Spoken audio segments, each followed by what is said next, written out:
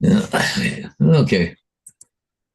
Okay. Because by the time I get everything all set up, you know. Yeah. Cool. Okay. Oh. By the time I get everything all set up, you know. Yeah. Cool. No, I'm not live here yet. It takes about 30 or 40 seconds before I get it. No, still nothing. Oh, there we go. Finally. Takes a while to come up here for some reason. About 40 seconds. I have to go over and refresh it. That's the only way I get it. Yeah, that's the way I had to keep going back. I refreshed it like 3 times, right? Yep, it just came up on my phone too that you're live. AZ's first again. Who's that? AZ? Where the hell is he from? You almost sound like he's from Arizona or something.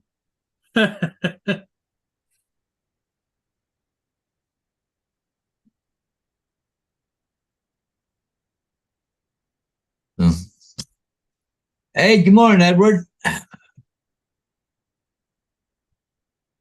I'm here for a short time, not a long time today. I got to go fly here at 10 o'clock. So I have to leave here in about half an hour. Yeah, so anybody wants to join me, please do. Yeah. Otherwise, Yeah. it's going to be a short little Thursday morning. Yep. 10 a.m. Okay, for Wellington Street on Thursday. And I said, Hey, yep. Trevor, how you doing? Dave Oh, Ennis, good morning. yeah. And I got my drone all set, right, packed up, ready to go. So all I got to do is run and grab it. I got to unload a couple of signs too, I think, because I think Yeah. my pad's down underneath them. So I got to figure Waypoint out. England, good morning. Yeah. Hey, what? Trevor's here. Yeah, and Ed Trevor. Hassick, Ed Hassick, Yep. Dave Yep. Ennis. Yeah, I got to figure out where the hell I'm going to park today because it's in the middle of a block on a busy street. So, USA Drone Fire Joe, how you doing, Joe? yeah, okay, let's go to, okay, let's go here. Oh, going to give me another screen? Yep. Okay, cool.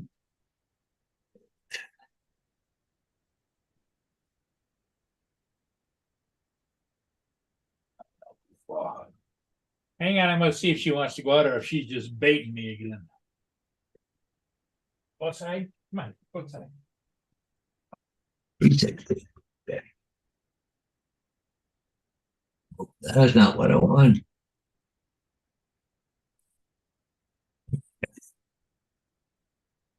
Hey, Jonathan and Captain Joe. Good morning, guys. I'm only here for a short time this morning. I have to um, go fly at 10 o'clock. So it's 9 o'clock now. I got to leave here about 9:30. So, okay, let's go take a look at this place where I'm going to go fly today. On a busy street. Again, I got to find a place to park. Either park. I can't park in Fairview. I can park in one, two, three houses. Yeah, I'll just boom, boom, boom, boom. Okay, so I am going to share this. Okay, so this house right here with the dot on it, I got to go fly it. 360 Wellington. This here is a very busy street. And I can't park in the driveway because I got to fly, and the neighbors got to get their place out, their vehicle out of there. So, there's Huntington Terrace, which is right here. I can park around here in the corner someplace. Maybe just walk down with the drone and fly. I don't know how far back this property goes. Oh, look like there's a. I have to figure this one out. But anyways, hey, we'll figure it out. Lots of trees, but then uh, we'll see what we got here.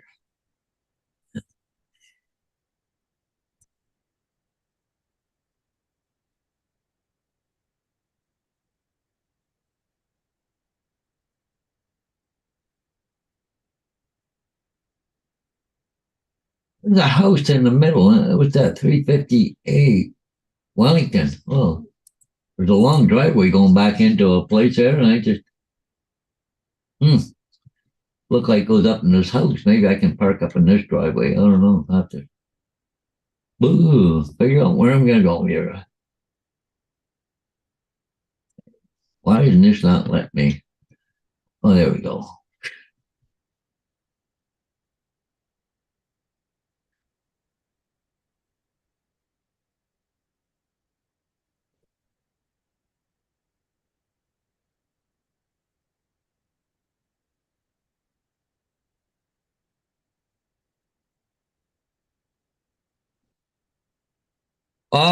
John, I'll be using my Autel Evo 2 Pro Enterprise. Yep. No. Yeah, it looks like I might have to hike there a little bit. I just, just kind of here looking here now. This house right here is the one I got to do. But there's a driveway that goes way back in around here. There's another house back here, and that's actually on Wellington, on this street here. Hard to believe it's right back there in the middle of nowhere. But anyway, so yeah, this is the house I got to do. So, well, back in there. So a few trees, but this is a very busy street, so it's gonna be fun trying to do it. Okay. Yeah. Won't be able to park on the street because there's no parking along here. So, okay. So, and look like there is a driveway that goes way back to a house back here or something. It's some Looks like construction site back there. Well, it looks like it's probably done now. Well, because this picture would be old. It was captured June 2023 this year. They were doing some construction there. Huh? But this is the place I got to do. Lots of trees, right? Oh, yeah. Oh. Okay. But I can't park in that street because it's too busy, right?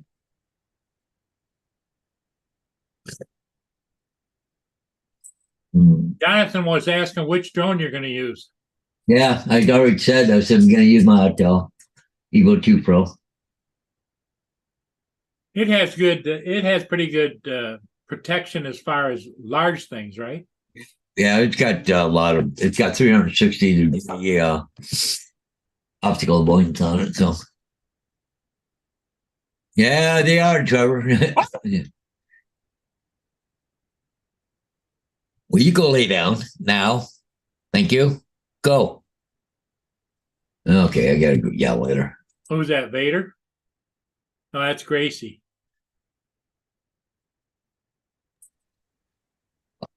Well, I've been what's she want to get up on your lap or something or what? She just, I don't know. I had to prop the door open this morning. They got a door closer, but it's got that little metal thing that slides over that'll hold the door open. Yeah. It will hook for some reason now. It just slowly closes the door. Then she gets either trapped outside or she can't get outside because the screen door closes. So I had to get a freaking old broom and jam it up there to keep it open this morning. It's just when it gets cold. Yeah. It won't dig in, the metal won't hold, right? So, okay.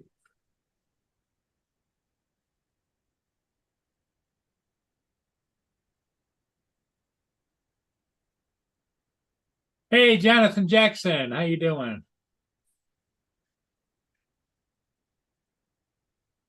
Yeah, it's not you haven't got any sunshine there, do you? No. Nope. Dull skies.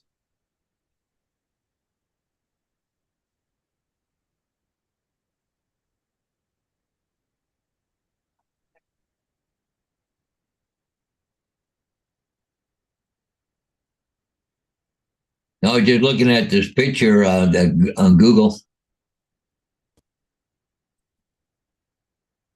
Look how green the trees are. Look at this tree right here, or two of them. Nothing on it. Kind of a dead tree. That would look like it. I don't know if they're still there or not. I mean, took them down. We'll see.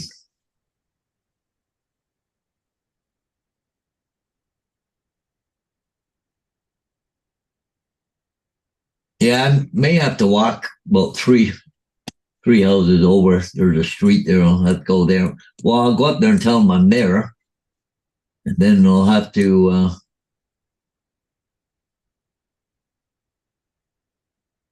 go down and park around the corner because they're supposed to get rid of their car too, unless they got a garage or something. Because the agent already told me they were going to have the cars removed or whatever. So we'll see when we get there. Hey, Mark. Mr. Mark White is showing into the chat.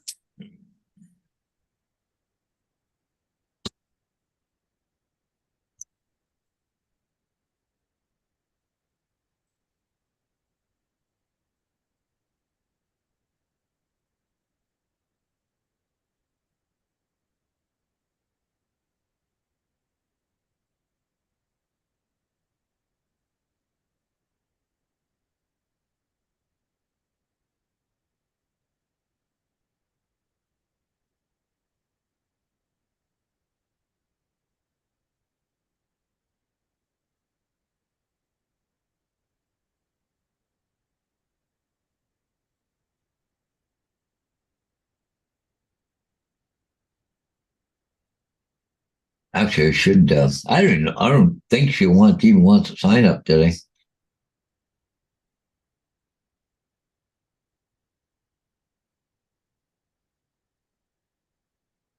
Better ask her.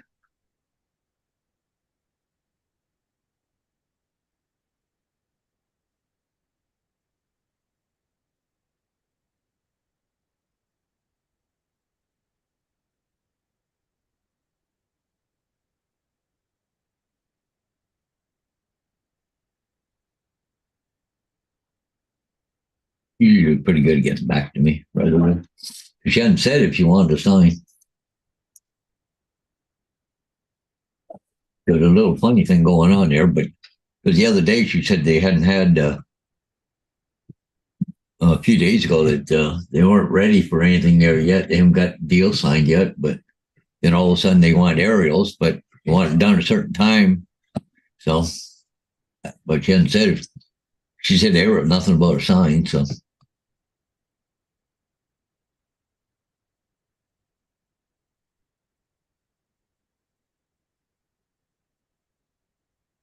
later today, it's forecast to reach 34 degrees Celsius. Jesus, Trevor, you want to send some heat this way, please? God damn. But that's warm, too warm, 34 degrees.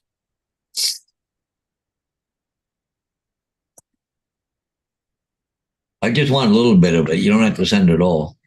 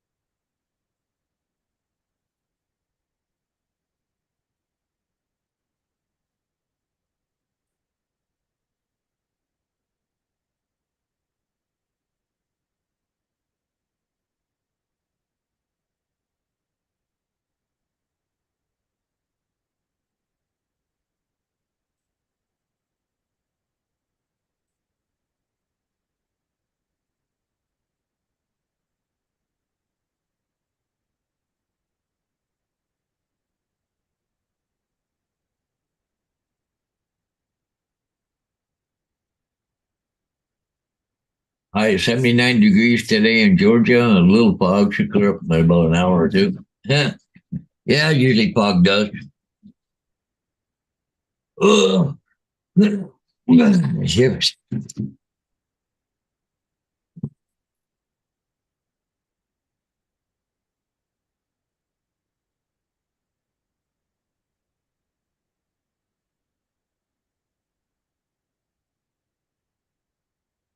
may have to go buy I got a heated jacket. I may have to go buy another battery. I've Uh, had it for a few years, but the jacket still works good, but the battery's giving me a little grief. Oh, can't you rewire the jacket so in the pocket you have like a regular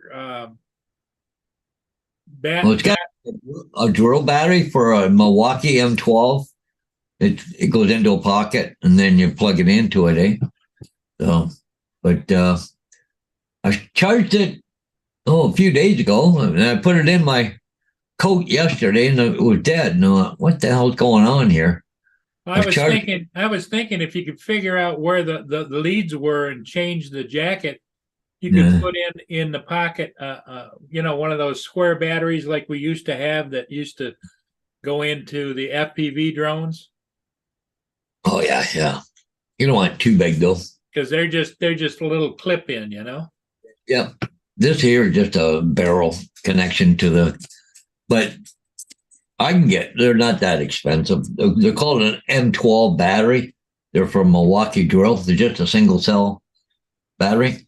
But it's I put it in the charger last night again for a couple minutes before I left, just for a couple minutes. Took it over, hit the button on the jacket, and it lit up, but then it drained real quick. But anyways, so I put it back in the charger, and then red and the green light start flashing, which means it's a bad battery, right? Bad battery, yep. So then I took it out and looked at it and stuff, put it back in and went to green. Okay, that means it's charged. So I took it over and put it in my jacket, and it says good right now. So I'm going to wear it out here. Might have just been a dirty connection, huh? I don't know. But anyways, I got it in my jacket now. So I'm going to go out and fly that drone. I'm going to wear that jacket and I'll put it on to see if the battery lasts any length of time. I think I can get 2 batteries for like $35 or something. You can always have one charged, ready to go.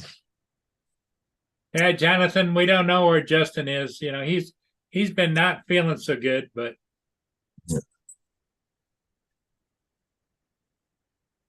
Chuck G says it was 73 degrees yesterday in Columbus.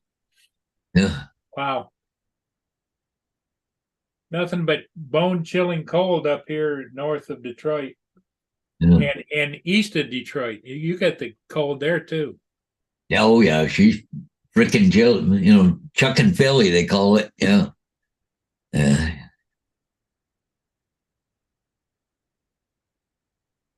Yeah, sometimes he doesn't get up too early there, but yeah.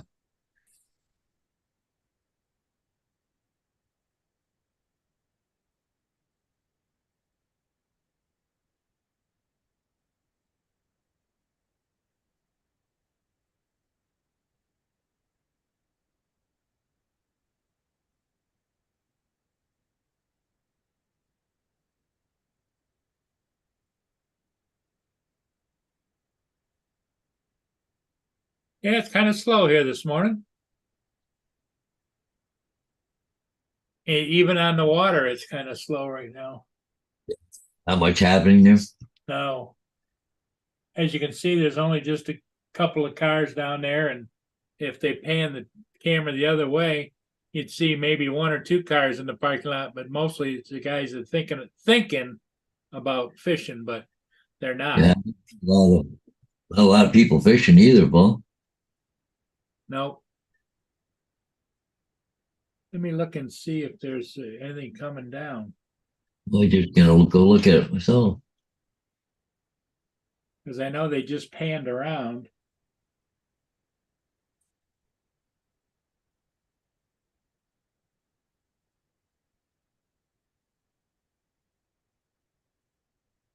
Oh yeah, there's one that's just about there, the CSL Laurentian, Canadian Steamship Line. Oh yeah, yeah.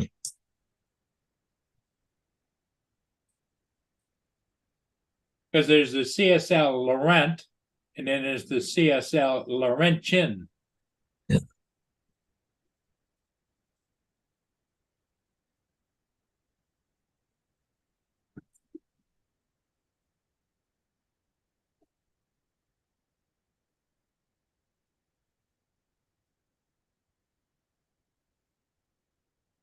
See, with that church.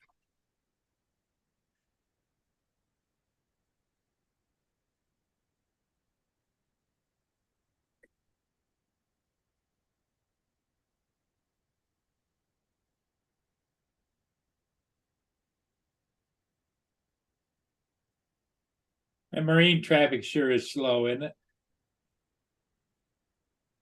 Not because it's not right on the money, you know? Yeah. I see the American Courage is on its way over to Ashtabula. Yeah.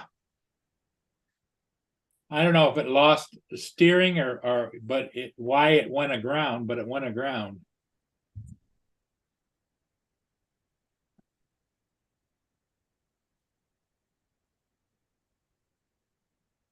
Yeah, but it must have got unloaded because it normally goes back up north right away, right? Well, yeah, because it unloaded. The tugs pulled it to shore, and it unloaded at the stone dock. Yeah.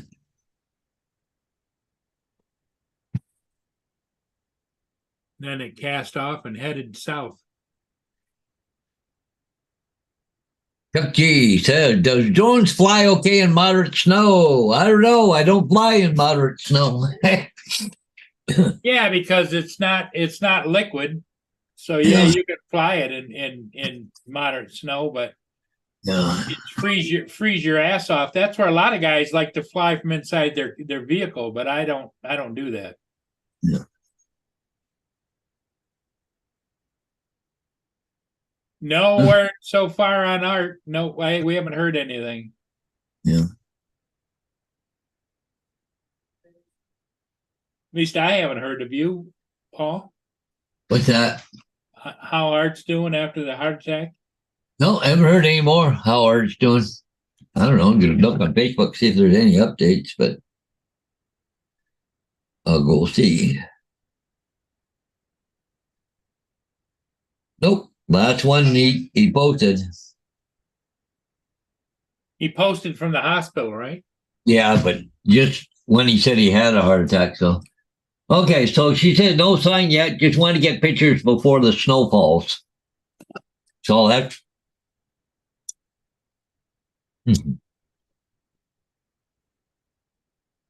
Why I'm doing pictures this morning before snow comes, right? Yeah.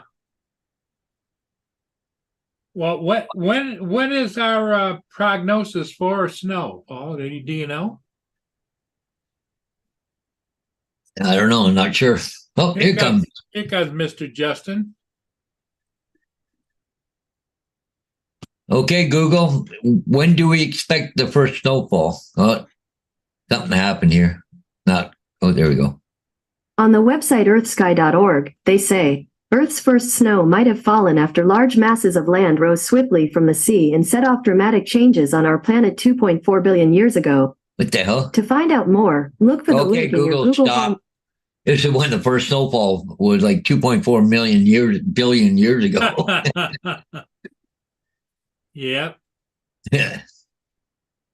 That's not what I asked. Okay, Google.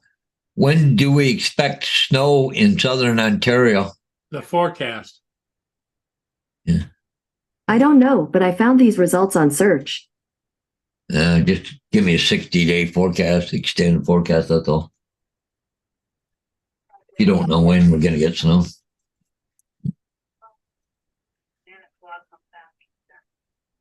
Yeah, Rich. Yeah. What's up, Paul? Hey, Justin, how you doing? Pretty good. Hold on, such a good phone call. Your microphone is muffled, like it's really over modulated. Yeah. Which is unusual for you, Justin. Yeah.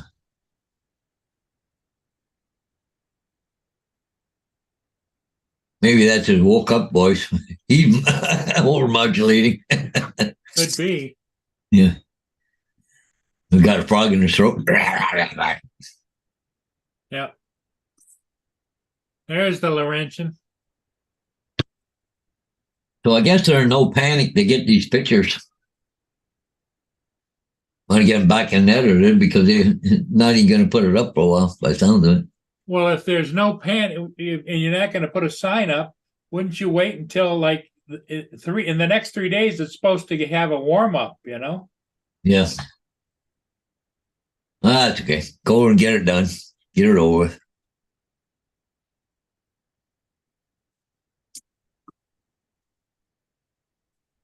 Yeah, because the weather forecast is pretty good for like Sunday goes downhill, but Friday, Saturday, and first part of Sunday is okay. Yeah.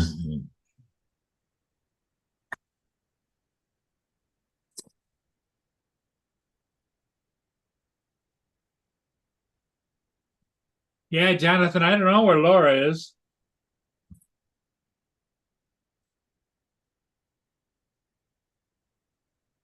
In fact, Paul and I aren't sure where most everybody is that usually is here because it's not, we only got Yeah. 7 people watching right now. Yeah, man. Like I said, I got to take off in about 5-10 minutes. So, Yeah. well, Justin will be here to keep you happy, busy. Justin's probably just working on his microphone right now. Yeah, he's been messing around with his computer, and I understand that nonsense, you know. Yeah, quit messing with things. Yeah.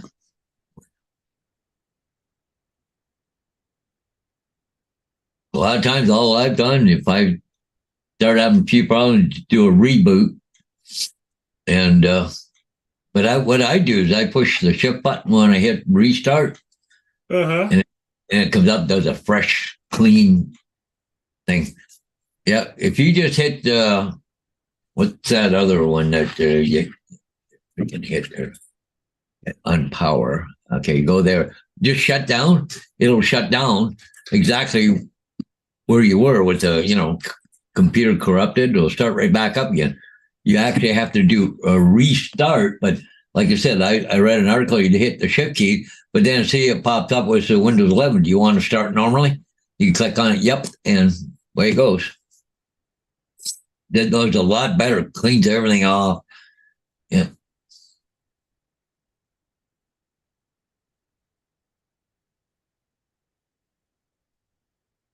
So you're like doing a reboot then.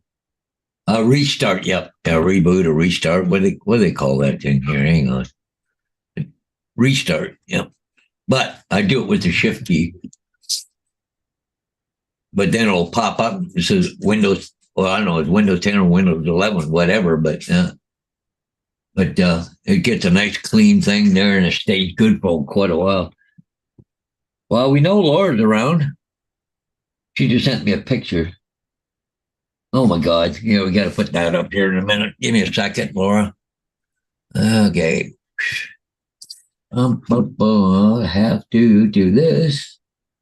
Yeah, I'll go to there. Let me see. Where do I want to go?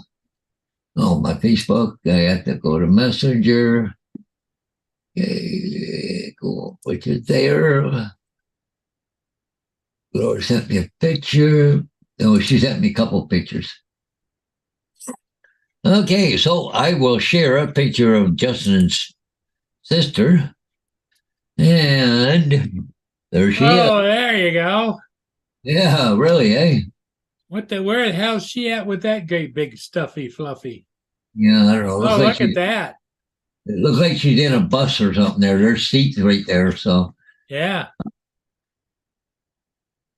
maybe that's Dave's Christmas present or something, Yeah. maybe. Huh? That almost looks like a bus station there. Yeah. Probably is a bus station. Probably just got it and heading home. Hmm.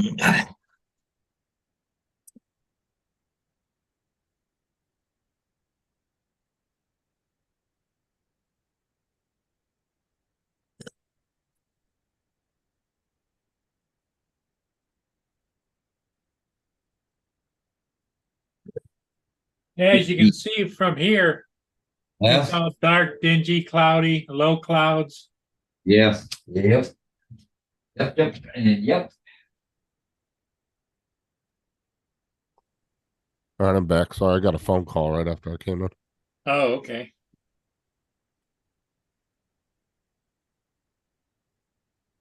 Have everybody in the chat.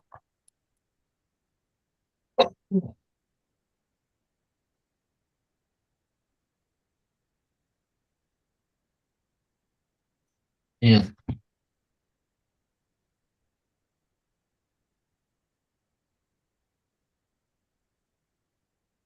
Laura says, David is moving out, llama is moving in. Ha!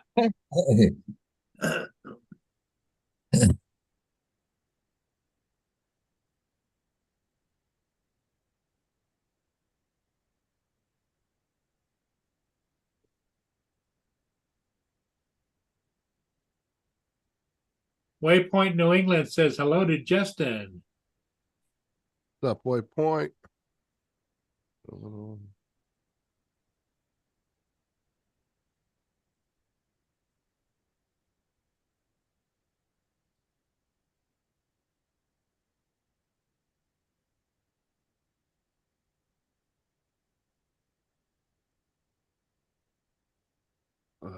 I think Trevor wanted to know who the person in the left was in the picture, and that was Laura with the llama.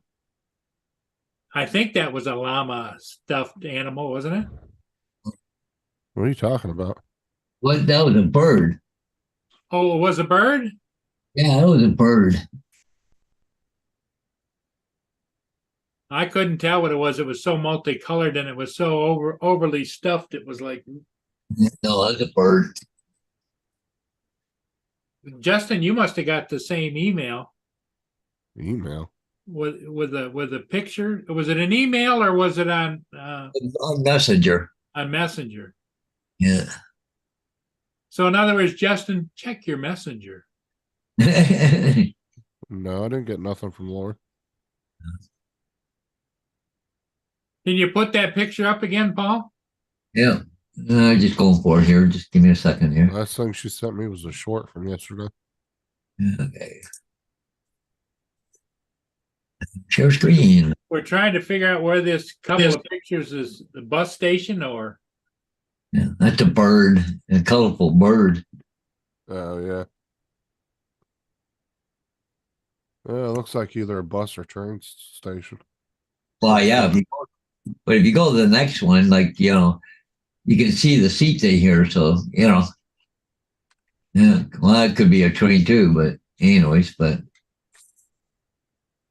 got to say their needs. You You got away somewhere? huh? she didn't say. She doesn't tell you where she's going, does she? No. Little llama just sent it to you just now. It is a llama. Oh, supposed to be a That's what I llama. thought. Why would little llama Laura have a bird? I thought it was a llama. She says at the bus station. The bus Yeah. station. Okay. Okay, Lee. Laura, I gotta did you go. have to buy another ticket for the llama? Yeah.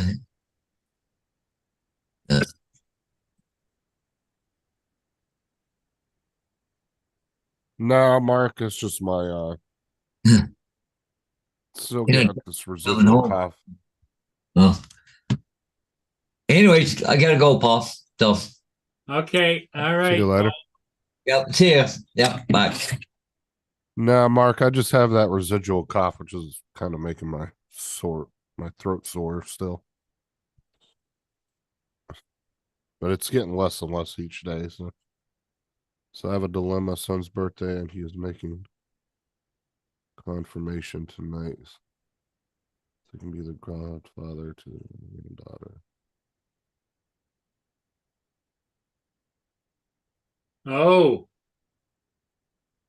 And Joe's got a dilemma. His son's got a birthday, and but he's also supposed to go to JROTC Marine Corps ball ceremony and do a shoot there. So I don't know, Joe.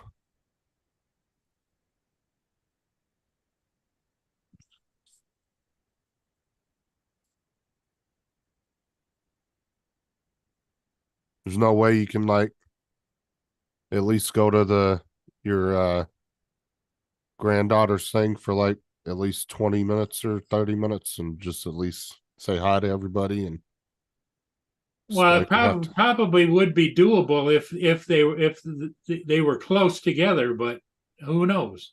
well, that's what I'm saying. Is he able to like at least stop by and make an appearance and then head over to the other thing?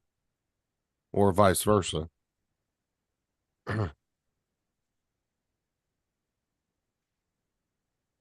even if it's for like 10 or 20 minutes. I don't know, Joe. Because I mean, on one hand, it's Oh, they both start at the same time. on one hand it's a family thing, on the other hand it's a business thing. So It's about four miles apart.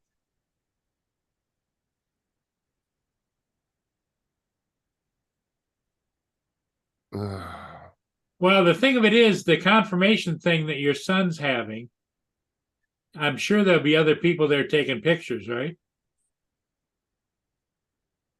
Not that you want to miss a family event like that, but as a commercial photographer, sometimes you gotta give in to the commercial side. at the same time, though, and I hate to say it like this, but is a confirmation really that big of a deal? I mean, I'm just saying, I'm generally asking, like, because I mean, it's not like somebody's getting married or something like. And he does spend a lot of time with his granddaughter, so it's not like he's really missing out a whole bunch with her or nothing.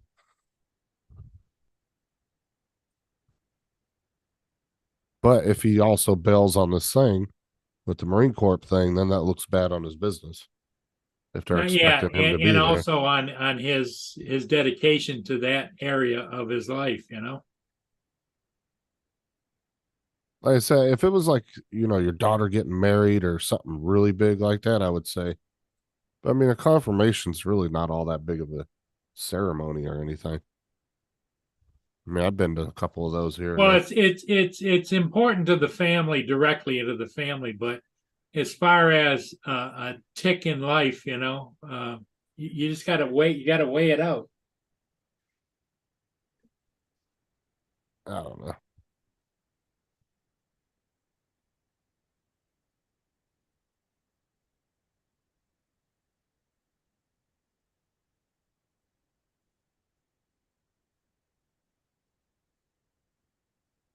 Johnson says it's all about family. Family. Like Fast and the Furious family. Yeah.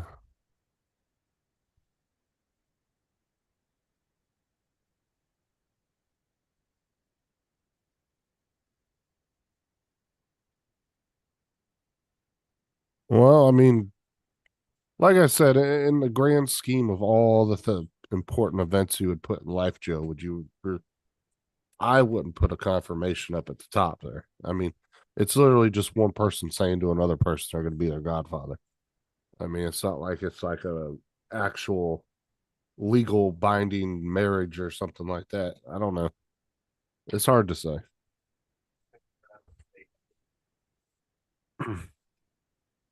That's just my personal opinion on it. Not to say Yeah. it's not, it doesn't have some kind of importance, but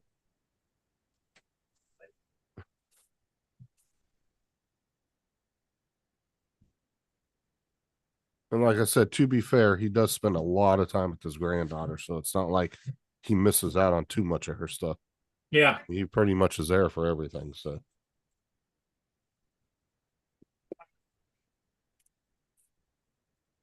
and like the baptism's coming up there, you want to go to that, so just make sure you have nothing scheduled that day. Something does come up, just turn the job down if somebody tries to get you to do something that day. That way you can make sure you're there.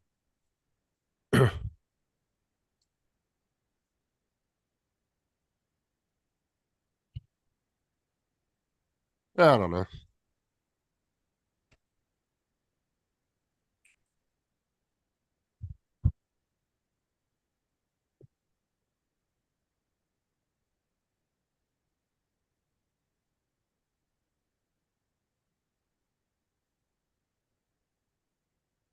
Yeah, kind of, Jonathan.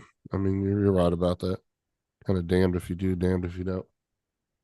But like I said, I would put it on a scale of how important of a life altering or memorable thing that really is. I mean,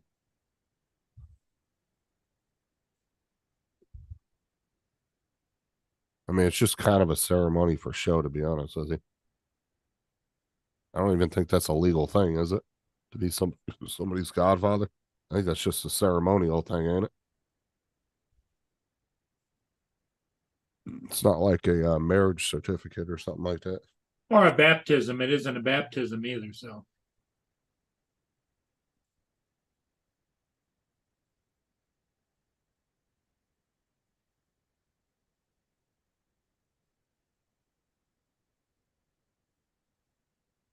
Well, I mean, at least if you try, Joe, I mean, that's most important.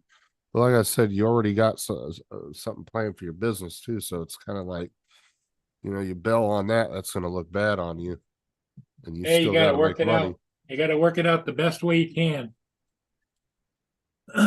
Now, like I said, if it was something like really big, like his daughter was getting married and he was supposed to walk her down the aisle, something like that. You know what I'm saying? Like that, I would say it'd be totally worth bailing on. But the ceremony mostly revolves around his son, and his granddaughter. So it's not really something that he's in. He's just going to be kind of more of a watcher there.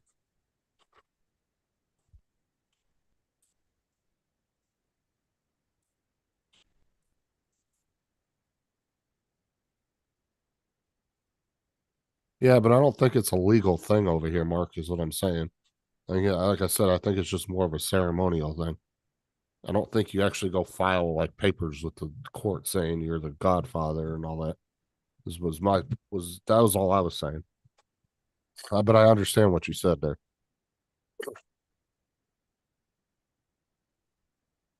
What's up, Max?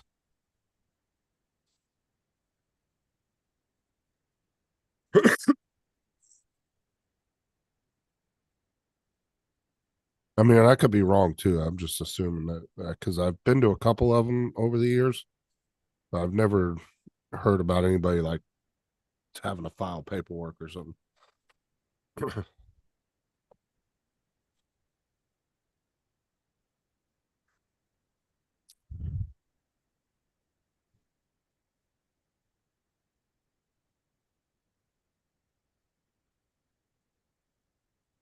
Matter of fact, we'll get Max to bust out all the graphs and charts, and we need pie charts on this, Max.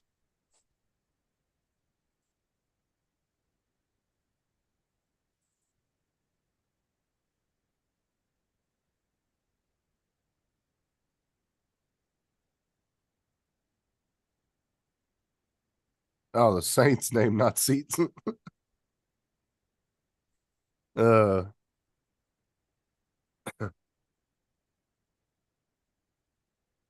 you gotta love when your phone or device. It's a different word in there you didn't want it to. Who was that day? That it was like a few weeks ago. They pretty much told the chat to screw off. And they didn't mean to put that in the chat. I I want to remember. I want to say it was Mark, but I can't remember. But somebody like a few weeks ago pretty much told the chat to piss off, but they told Alexa to type it out, and that's what it ended up doing. That's what it typed out or whatever. I remember that we were laughing our asses off. I think it was on my show. It was either your show or my show. They said it on. They said I hate the chat or something like that. Matter of fact, it might have been Bill.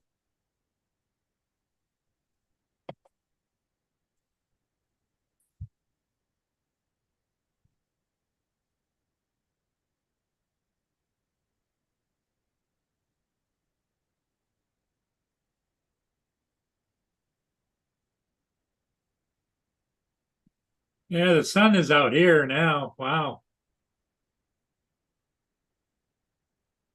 Why has it been all nasty and cloudy? Yeah, nasty, cloudy, rainy. It rained really hard all night last night. Dude, we haven't had any rain in my area in months, like only a few times.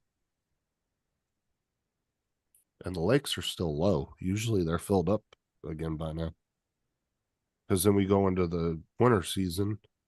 Usually all the storms die off. We don't really have any rainstorms for a few months and until the summertime starts rolling around again.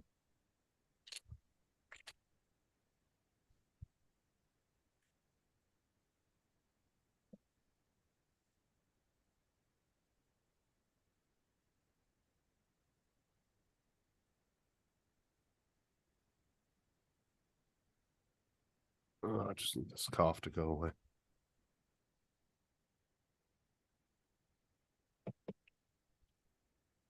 So did you get any ships yesterday?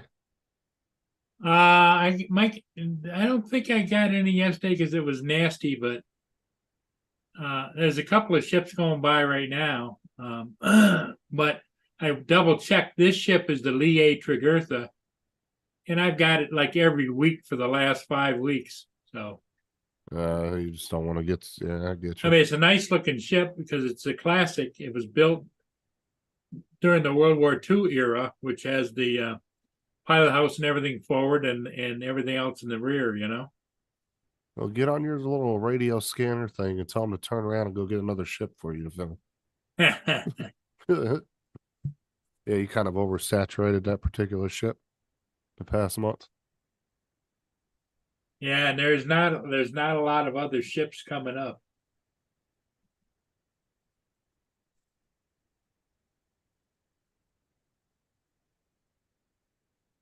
There are no ships upbound till you get into the middle of Lake St. Clair, the Spruce Glen.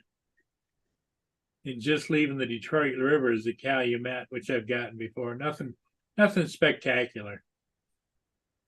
And up north of here, out in the lake, the Joseph L. Block is just up in the thumb. Nothing else going on.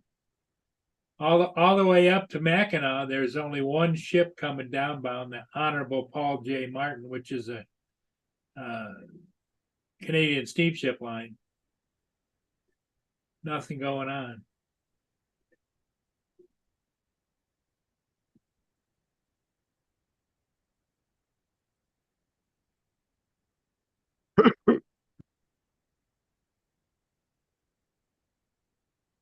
Ooh, that sounds good, Joe.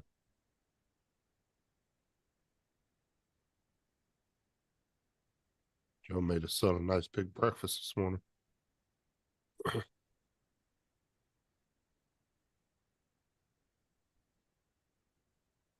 So what's your game plan for the day, Justin? Not a whole lot because I'm with Aubrey, so she's home one more day for being sick. So she'll go back to school. Did they ever figure out what it tomorrow's- was she got? Yeah, tomorrow's Veterans Day, so never mind. She won't be going back to school tomorrow, so she'll be off till Monday. So no, none of us went to the doctors because none of it's been super severe. So So the schools are closed on Veterans Day? oh yeah, Oh, wow. that's a big thing down here in Florida.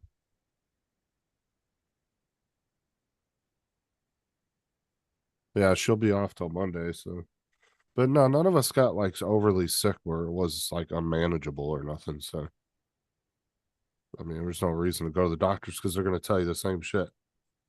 Drink lots of fluid, take cold medicine. You know, they don't really do anything for that when you go in there. You're kind of wasting your time, to be honest with you.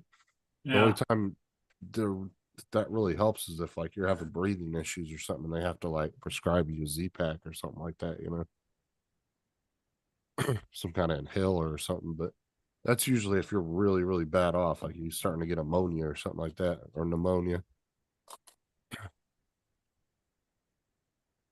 But for a basic, like just kind of light flu symptoms, they're not going to do anything for you.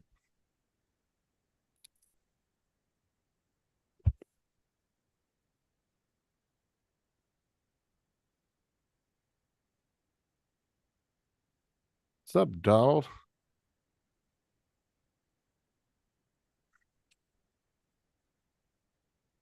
Bill?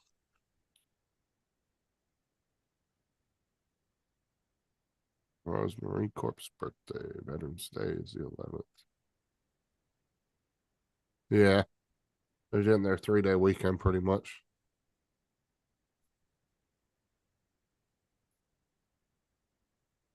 It is on the 11th. I thought Veterans Day was tomorrow. I guess they're just taking a 3-day weekend, yeah.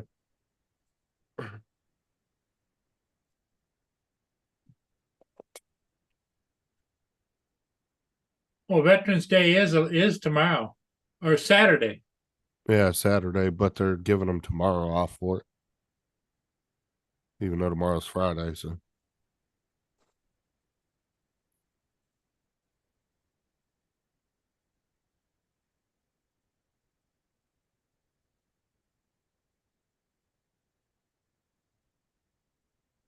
Bill says, Murray, can I share my 1000th video uploaded to YouTube? Yeah.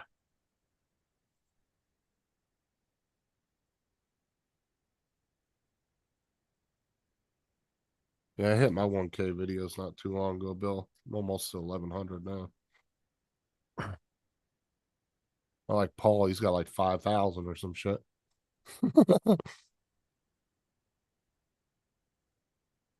Okay, there's Atlantic Adventures.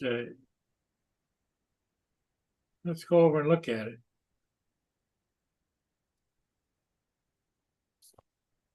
Screen share.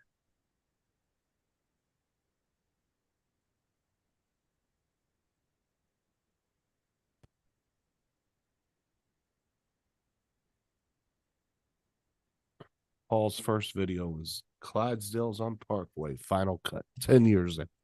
10 years ago. Huh.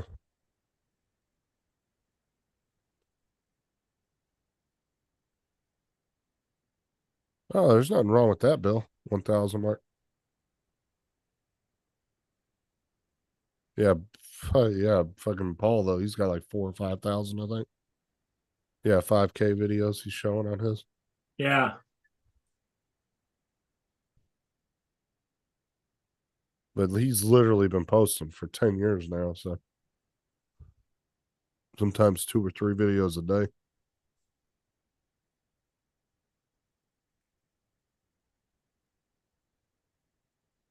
That's a nice shot. Nice classic boat chase there. I always liked chasing boats, so it was always fun. I used to do it with the air too all the time.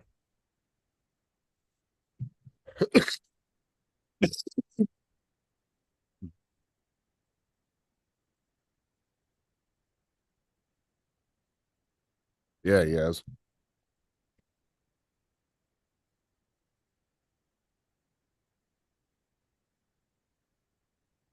That's a nice shot. Oh yeah, that water reflection looks nice. Skimming right along. Little retaining wall there.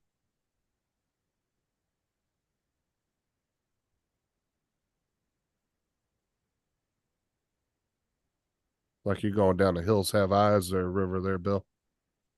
Do do do do.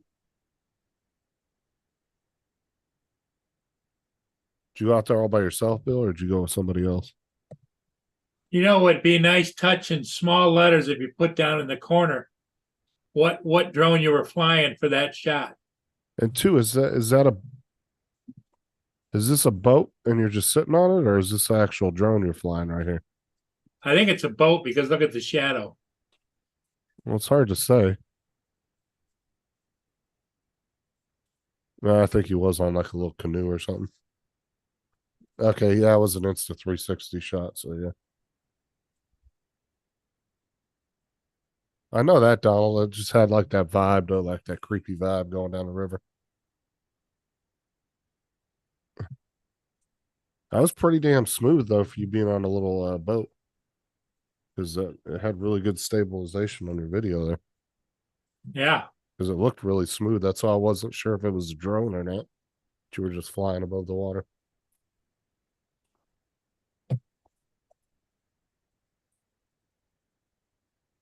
Okay, Donald, give me a scary movie where that would have been a good film.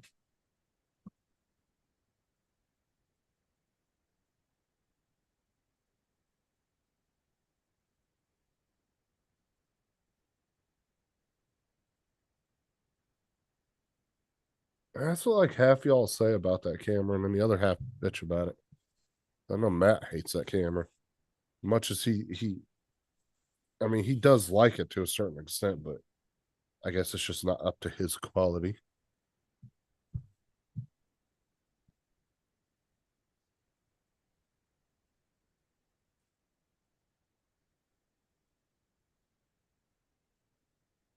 I don't know. I heard that new GoPro that came out was actually better than the new action camera. As far as specs wise, I don't know if that was the case though, but what they were saying. Okay, Deliverance would be a better reference. There you go.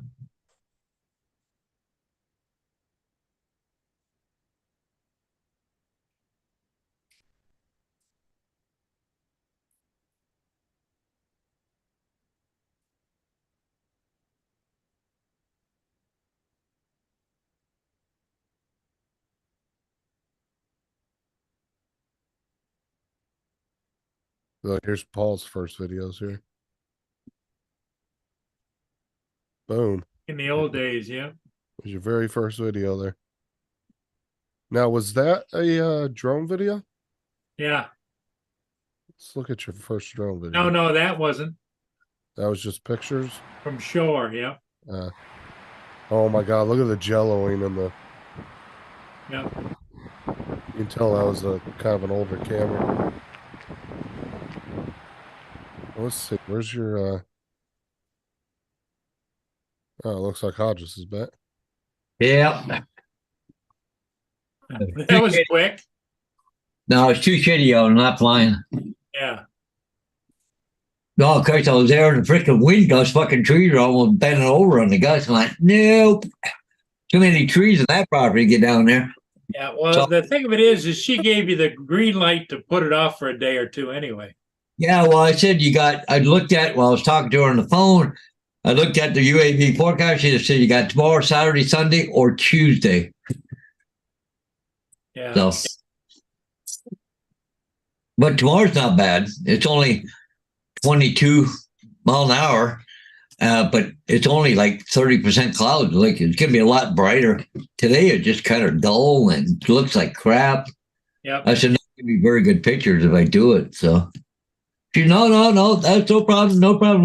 I'll call, I'll text her, and we'll figure out another day and time. Okay, so this is your options right now. So now you got Friday, Saturday, Sunday, or Monday's not flyable, Wednesday's not flyable. So I say it's not going to snow for a couple days. So Yeah.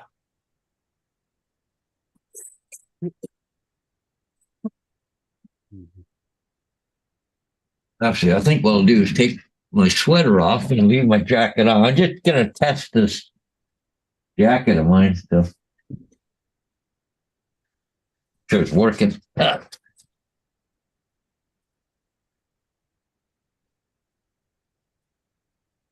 Yeah. See if I can feel the heat. What is this supposed to be battery powered or something? He's got battery powered, but The light on right here. There's 3 settings. Okay, that's the blue is low heat, the red is high heat, and the one in the middle is the middle heat. You know. So, I want to make sure it's working, but I've been having problems with the battery. I think I got to order a new battery. But Yeah, it runs off of a like a power tool battery.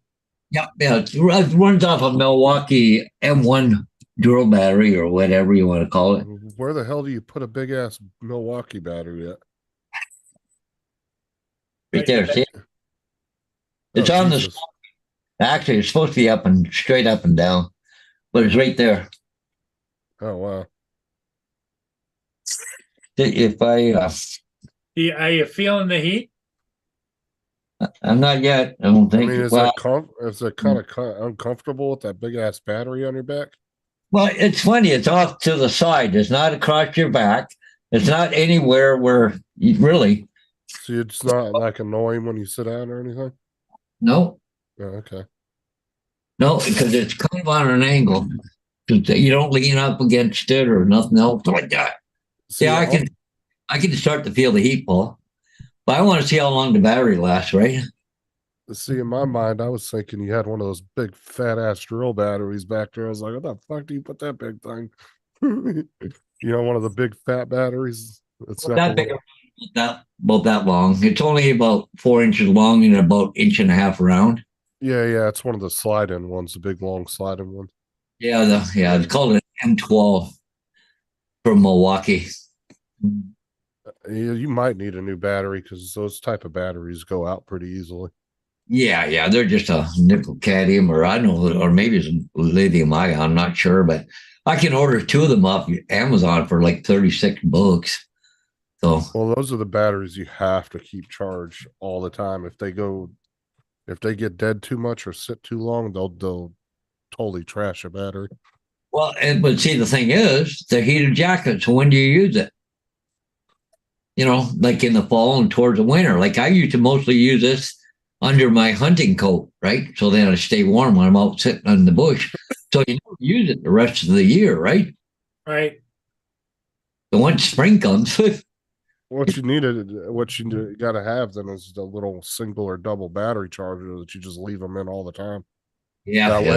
That way, when it starts to drop, the charger can regulate it and keep it constantly force, so it doesn't kill the battery. Yeah, it wouldn't be so bad if it was like our drone batteries where they go down to 50% or whatever and stay there, right? I mean, that's why a lot of guys that have big like DeWalt sets and Milwaukee sets, they just have their batteries just plugged in chargers all the time, just sitting there. Yeah. But you're using them all the time too, though, Like me with, I have Makita, but I've got two extra batteries in my truck. So if I'm out working, putting signs up, and my battery dies, I just pop it out, pop another one in, and I'm still good for a while. And then I bring that one in and I charge it up. I kind of rotate them, eh? That's what I do. Like every few weeks, I pull mine out and just put them on the charger for a little bit. But you got to remember, I'm using mine all the time, right? So it's not like they sit for 6 months and never use it, right? I use it every day. Yeah, I use my drill a couple times a week, not very often, but sometimes I use it a couple times.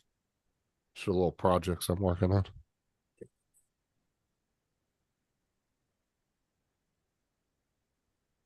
I mean, having battery powered power tools is nice and everything, but maintaining the batteries can be a pain in the ass. Unless you're somebody who uses them daily. Like that's your profession and you are literally giving the batteries a good rotation every day. But if you go out and buy a really nice set and you don't use them but once every few months, yeah, your batteries won't last very long.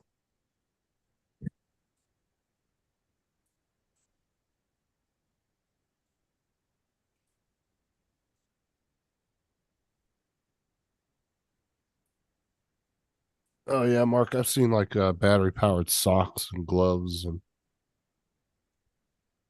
I got battery powered socks.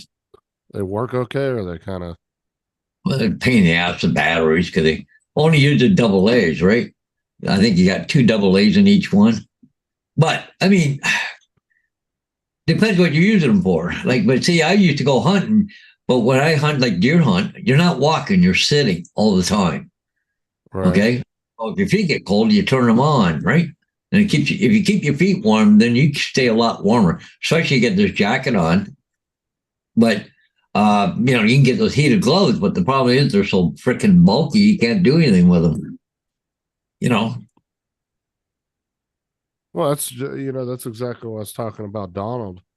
We were talking about working in the freezers.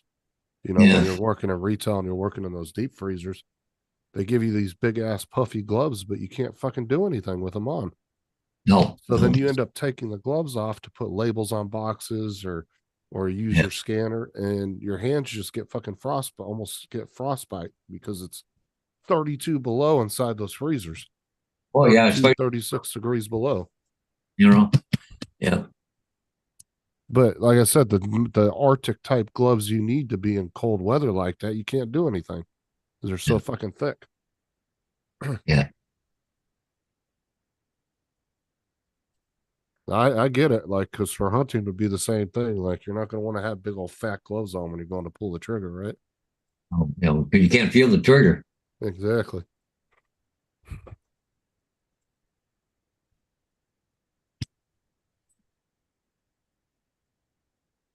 It wasn't too bad for being outside in the cold, but that wind, holy mackerel, I was there all of a sudden, gust up, holy shit, I ain't flying in this crap. you know, been all right. You're out over an open field, but when I'm flying down And all in, those trees, and plus the trees were swaying, right? the trees are swaying, and you know the drone just goes over a little bit. Hit goodbye, $6,000. Goodbye. It's easier to say no than take a chance. So, well, cool. I guess I should put the chat back up. I guess shouldn't I? What was that? Your only job for today? You had to abandon it. Yeah. So far, Sucks. yeah.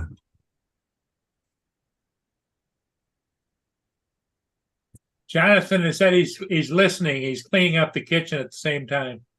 Yeah.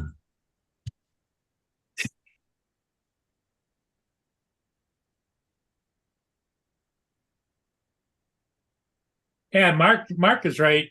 I would imagine.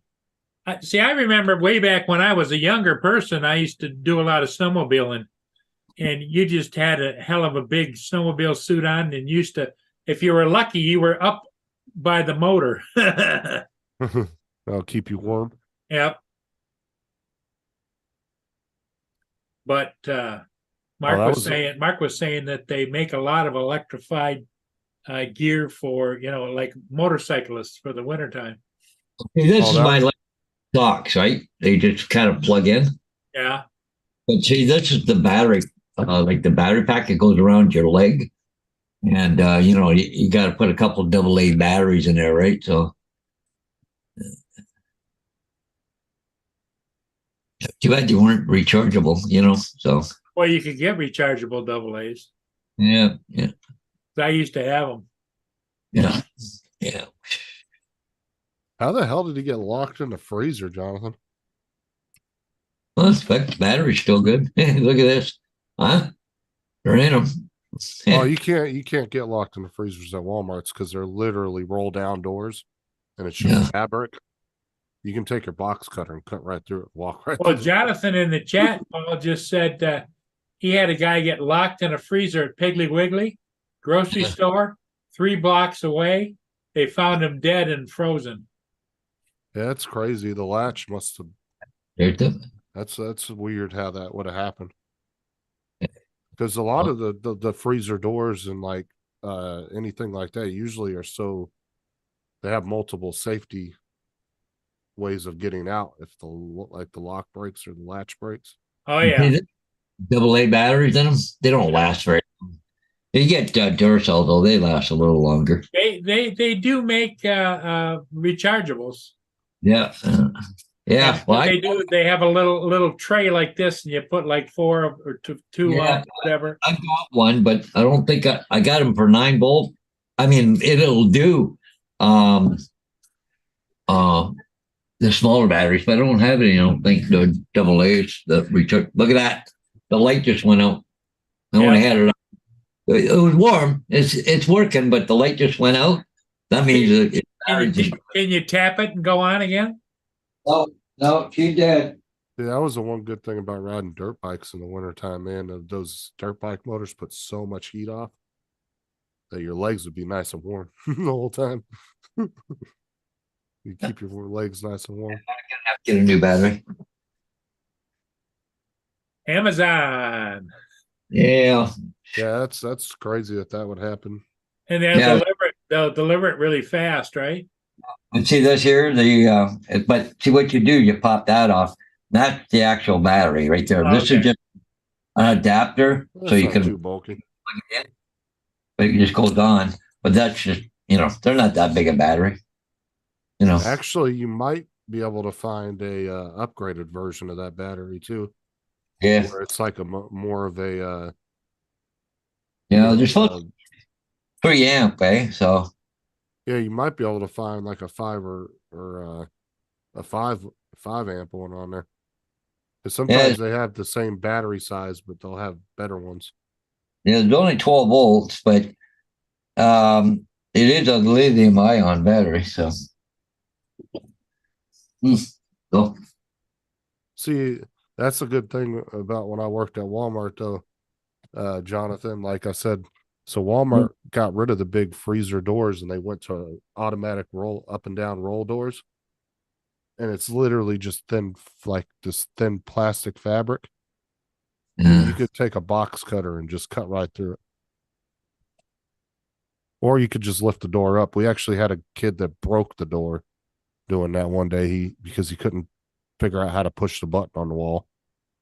And he freaked out and got claustrophobic, and he like yanked up on the door and broke it to get out of there.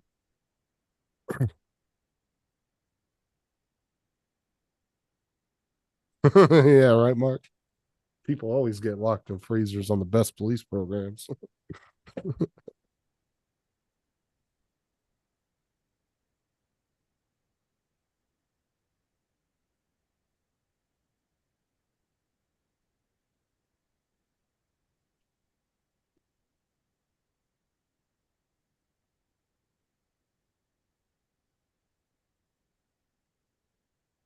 Oh yeah, Bill rides dirt bikes. He knows, man. He can get up there right next to the engine, get some nice heat off of those things.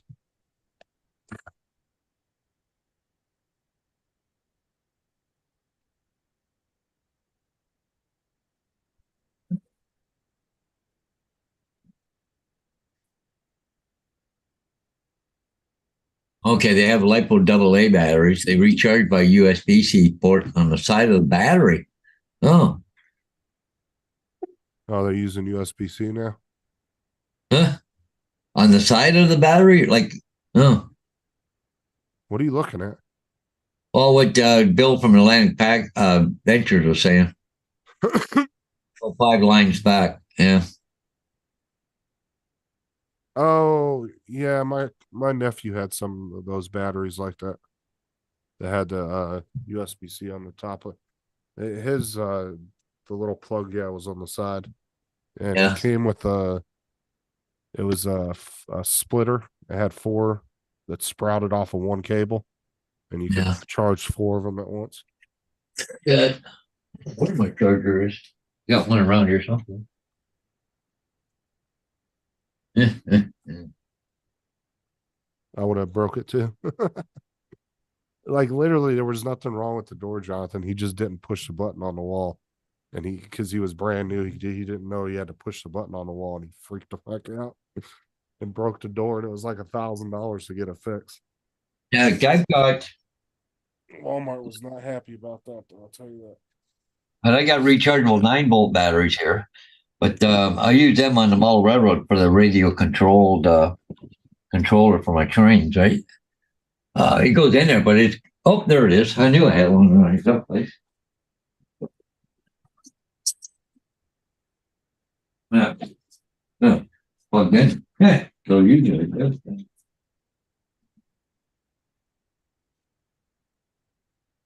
Oh yeah, there they are. Look at the USB port right on the top of them. Do you see that, Paul? yeah, see that, eh?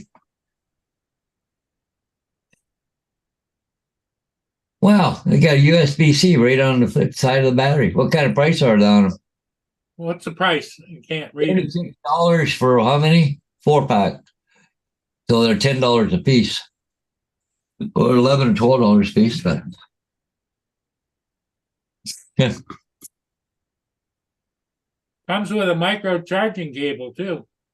No, okay. With the cable, yeah, it don't come with the charger.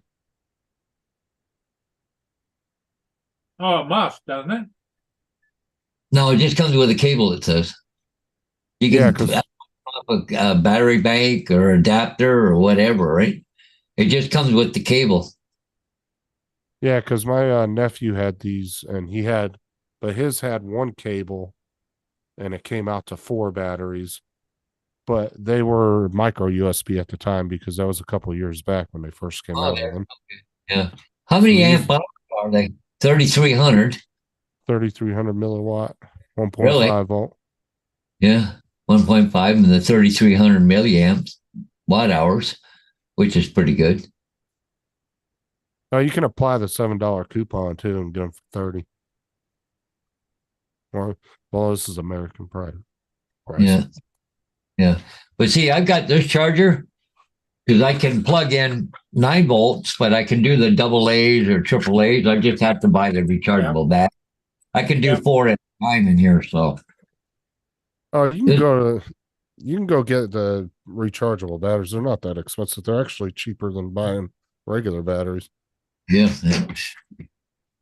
I can go to the dollar store right now and buy 8 rechargeable Energizer batteries for Bill like says those are 10 or 12 bucks. lithium ion. They should last a lot longer than regular batteries. yeah. Well, but this is the Energizer charger, right? For like Energizer batteries. Yep. But I also bought these on Walmart. They're Amazon rechargeables. They work just as good. Mm. Oh man.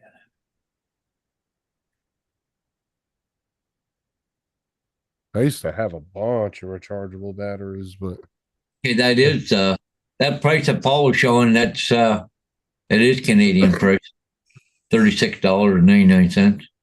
yeah, you apply the $7, get them for 30. Yeah. Oh, see, I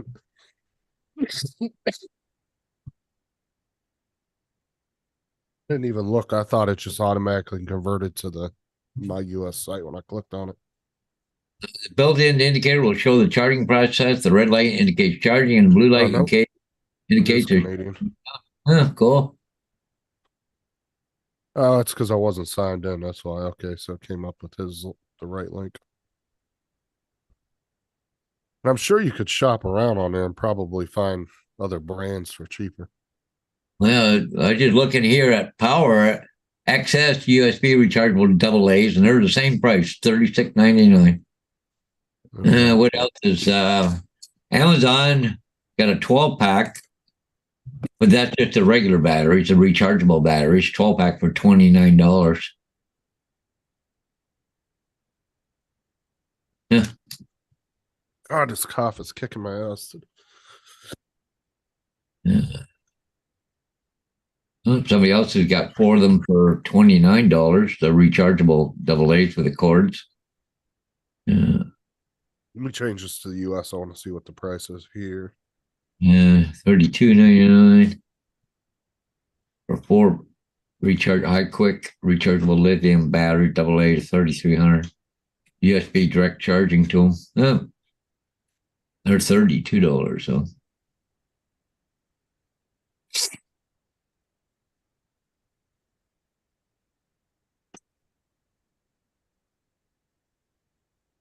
they said those rechargeables are good for minus 20 degrees Celsius to plus 60 degrees Celsius. Huh.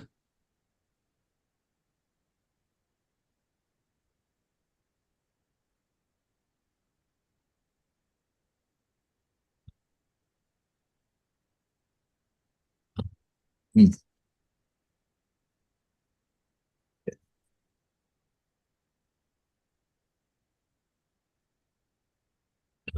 Captain Joe says he just gets this from Dollar Tree. Actually, I just bought some. I think they're $1.25 for 4 batteries from. It's almost like Dollar Tree, same thing, but they're Panasonics. Yeah, isn't that the brand already dead? Here's the same ones from the US price. They're Yeah, $12.99. $23.99. Yeah. If I can add another $10 to Canada. And then there's a 10% coupon.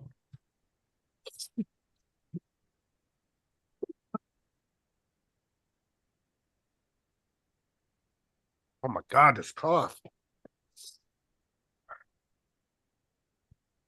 All of a sudden, it's just like flared up in the last 10 minutes. Yeah.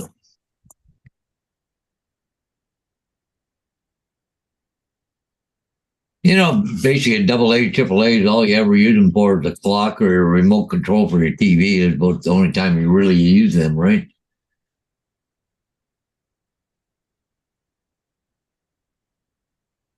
But, something like that. I don't know. Well, see, I used to have I had 4 Energizer chargers that charged 4 double A's at once. And I used to have like 20 or 30 AA batteries, but we used them a lot because we used to have the Xbox, and the kids would, you know, use 2 or 3 sets every day going through the Xbox. And because over time they would, you know, not be stay charged as long, and the kids would use them more and more. And but yeah, we used to use a lot of rechargeable batteries back in the day.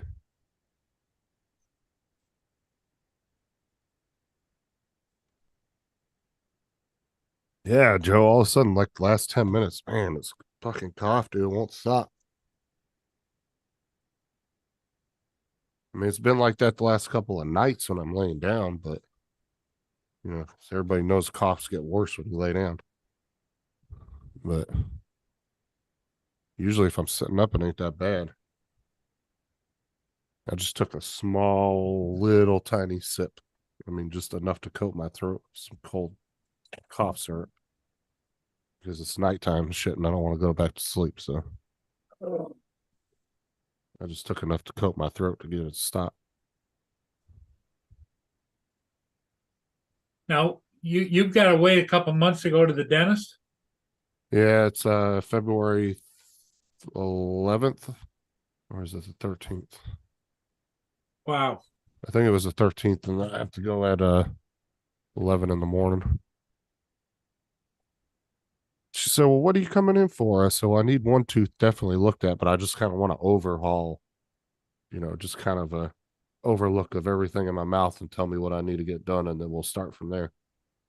You know, then we'll make out a plan of what needs to be done, and because it's going to take a few months of going in and out of there, because I'm going to have to get the tooth pulled, and then if I have anything that needs to be filled or drilled or anything like that, I'm going to have to probably come back a few times, you know. Plus, I'm sure they're going to want to do a cleaning, which I'm not looking forward to, because cleaning. Hey, there's the like best looking man on the internet right there, Dre. How's everybody doing this morning? It's going. Just fucking this cough's all of a sudden kicking my ass the last 10 minutes. I just texted my son because I know he uses Milwaukee tools. And he says, oh, I got a kit that came with 3 batteries and I only ever use 2 at the most. So if you want an extra battery, I'll bring one home from work today for you. There you go. I don't even have to buy one. Paul has one of those coats, Dre, that takes the Milwaukee battery. Show him. Yeah, like this here. It's for a heated jacket, right? But but the battery, put it in the charger, starts flashing red and green like there's a bad battery. But it almost looked like it's swelling up because the one joint is opening up here. I can push it down, but as soon as I release it, it kind of pops back open. So where's the battery going to coat? In the back, in a pouch. Oh, okay. In a pouch, eh? But see, this here is an adapter, okay, from the battery. So what this does, putting it in, but there's a place there to plug it into in the jacket. It sits in a. So. Well, I just want to make sure it wasn't close to the crotch area. Your lady friend might think you're happy to see her. You showed my heated socks out a little while ago here. Oh, what's really neat about the jacket is, Dre, it's got a little touch button up here, and you got 3 different settings: low, medium, and high. Oh, wow. Well, on the high, of course, the battery's not going to last as long, but it'll last a couple, 3 hours if you're out in the bush, right? Bring it back home. I can only guess and assume, Paul, living here in Southern California, I don't even see advertisements for such items. Well, we get pretty cold weather around here. Yeah. But see, if I go deer hunting, you're sitting in the bush, not moving, right? Right. Yeah. Cold weather in Canada, really? Yeah. Who would have thought? Who would have thought of that, huh? Yeah. Yeah, like it's like selling freezers to an Eskimo, Yeah. Yeah. Now, see, I wouldn't even think of considering anything like that, but like you said, you're out there in that kind of weather, sitting in a hide or whatever else, waiting for deer to come by. And you'll stiffen up and won't even realize it till you try to move. Well, you think down there they'd have a jacket, that was air conditioning.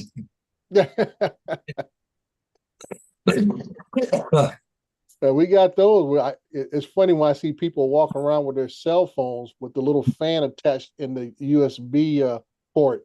Yeah. And they're walking around fanning themselves off their Yeah. phone. Well, it's like around here, especially down the East Coast, but Trudeau here giving away free heat pumps, right? Oh, wow. To all these people that are on oil. Oh, you got to get off oil. We're going to give you free heat pumps, okay? But what is a heat pump?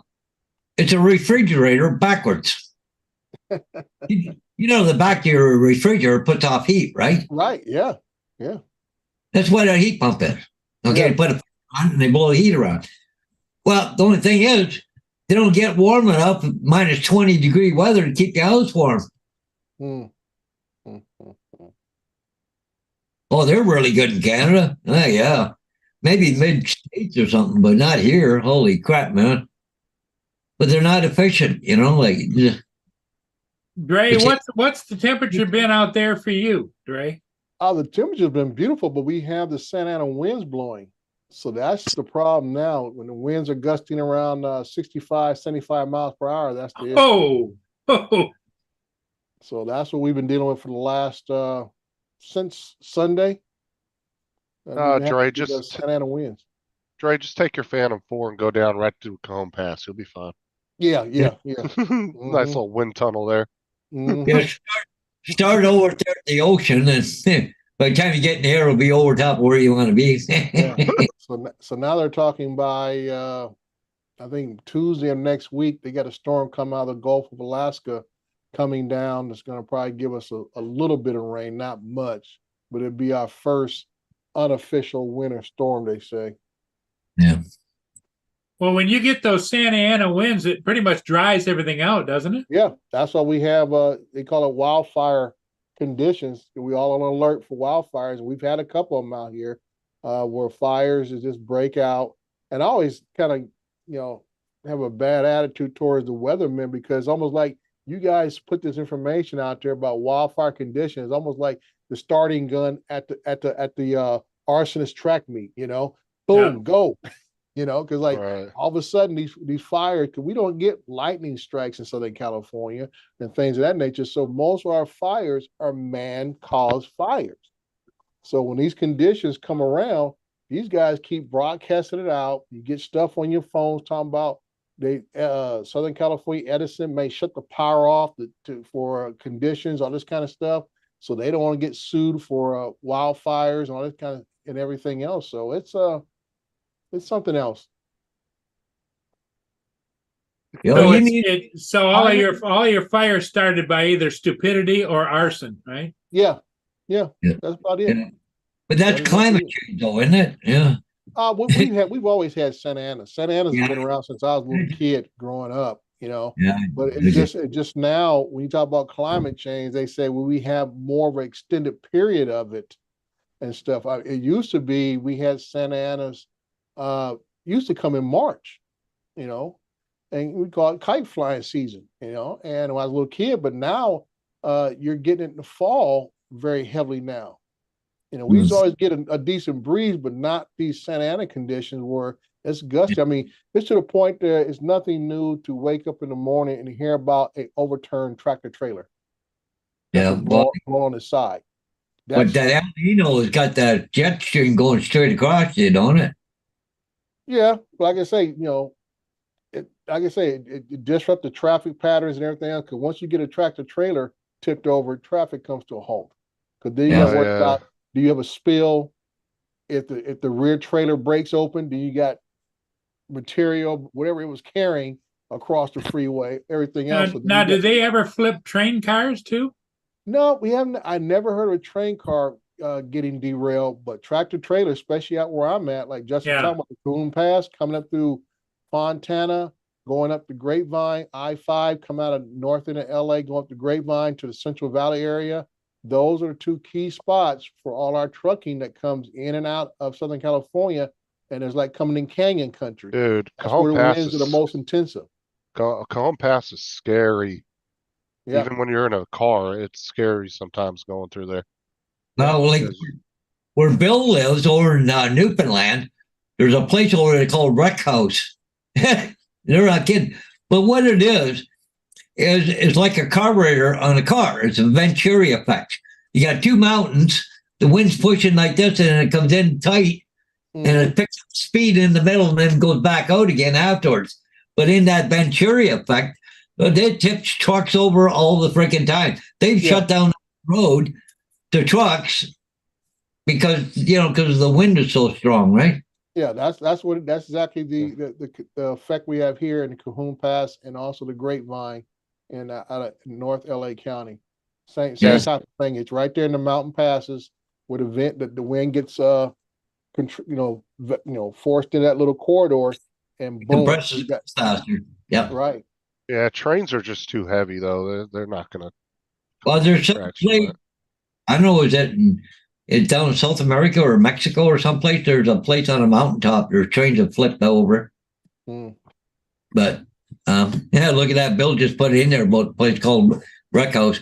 Yeah, you Yeah. get up to 40 kilometer winds on the regular when they have strong winds. Yeah. Yep, it gets really windy there. Well, look at Paul, just north of Paul, up there in the Mackinac Bridge. It's 9 miles long. Yeah. But the winds get real strong. They won't let empty trucks go across, but they'll escort heavy trucks across. The loads. Yeah. The maximum they can do is 40 kilometers an hour. And Like, there's reports every once in a while on that bridge of a small car being lifted right off the bridge and thrown over the side. Wow. No, the two biggest factors for derailments in California is either earthquakes or all the really steep grades some of those trains go down. They'll lose their Yeah. brakes. Right. There's been quite a few of those over the last few decades where they were going down a really steep grade and Right. their brakes failed and fucking train got up to like 150 miles an hour. Just Yeah. Yeah, boom, we come had off the one track. here in San Bernardino. I think it was in the was it late 80s or early 90s, derailment right in the north end of the city, coming down from the Cahoon Pass. Brake failed, train finally derailed, took out about half a dozen houses. with an Oh yeah, I explosion. remember that. Yeah, That was I remember watching the story about that because of the Right. houses were like literally their backyards were right up Right. on the freaking tracks. Like yeah. These people Well, lost all Bill the just said, houses. and Bill just said November the 4th this year, the wind speeds in the Wreck House were reported 180 kilometers an hour. Mm-hmm. Yeah. Well, other than Oh. that, the weather, this is the ideal time of year to fly. 'Cause we're talking about mid 70s, Paul, sunshine, but now the wind. Yeah. And I just got a kind of like a rough request for the city of Carson. They want to do some repavement throughout the city, about 200 miles of repavement in the city. And I said, well, my first question, when is your start of the repayment? They're talking about starting in January, but they want me to do it before and after. And I said, that's a lot of work. I bid it out at $50 a mile. So it's about a $10,000 project. So we'll see what happens. But like I say, like I explained to them, the problem we're going to have is be able to get all the roads in before they start grinding and paving. Yeah. Paul went out today. I don't know if you heard it earlier, Dre, but Paul went out to do an aerial today, got there, and the trees are going like this. And Oh, yeah. Yeah. Just Dusting up, and I just said, nope, I'm not. Well, if I was out in the open, it would have been okay. But see, I do sometimes low pictures down between trees, and there's a lot of trees in this property. And I just said, no, I'm not taking a chance. and that's why I have my own wind gauge, because a lot of times people say, well, this opened the Before You Fly app. But see, the problem is a lot of these apps get their information from regional locations of wind gauge weather stations. They might be on top of a school somewhere, or maybe a business that's nowhere close to where you're actually flying. And like you said, you're out there where trees are at and everything else, and that does not take into in account. So I go out there, I have my own personal wind gauge, and I go out there and see what the the wind's mile per hour is, where I'm at, and I determine, okay, is this safe enough for me to operate in or not? Yep. Right. You can go to 4 different apps and they'll all give you different Yeah. Yeah. You know, I mean, they're wind good variables that could be for 5 mile an hour difference. general referencing, they give you an idea, but till you go to where you're going, that's when you actually get to find out, okay, what is the actual, and I always tell people, I say, you really can't go by what's at the ground level. You know, you're going to be flying somewhere a couple 100 feet in the air. And like I say, then you know the wind's going to increase. Yeah. Yeah. Yeah, I got one too there, Bill. But yeah, you're right. Never use it.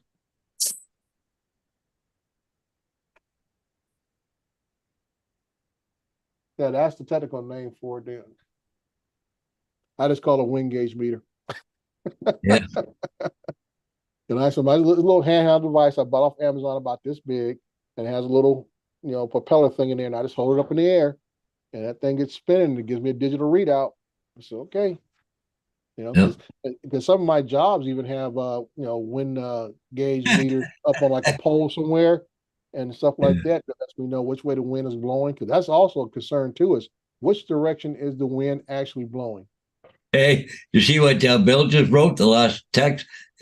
I just licked my finger. If it's cold Yeah. on one side, don't fly. If it's cold all around your finger, you're good to go. Yeah, Yeah, there you Paul. go. Yeah. Yeah, mine has the motor encased in the regular, but that's it right there. That is Yeah. it. Yeah. And like I say, be able to know what direction the wind is, because especially if you're on a job, where you're going to be flying or where you want to fly. Yep. How does that compare to which direction the wind is blowing, Yeah. and how that could affect your flights?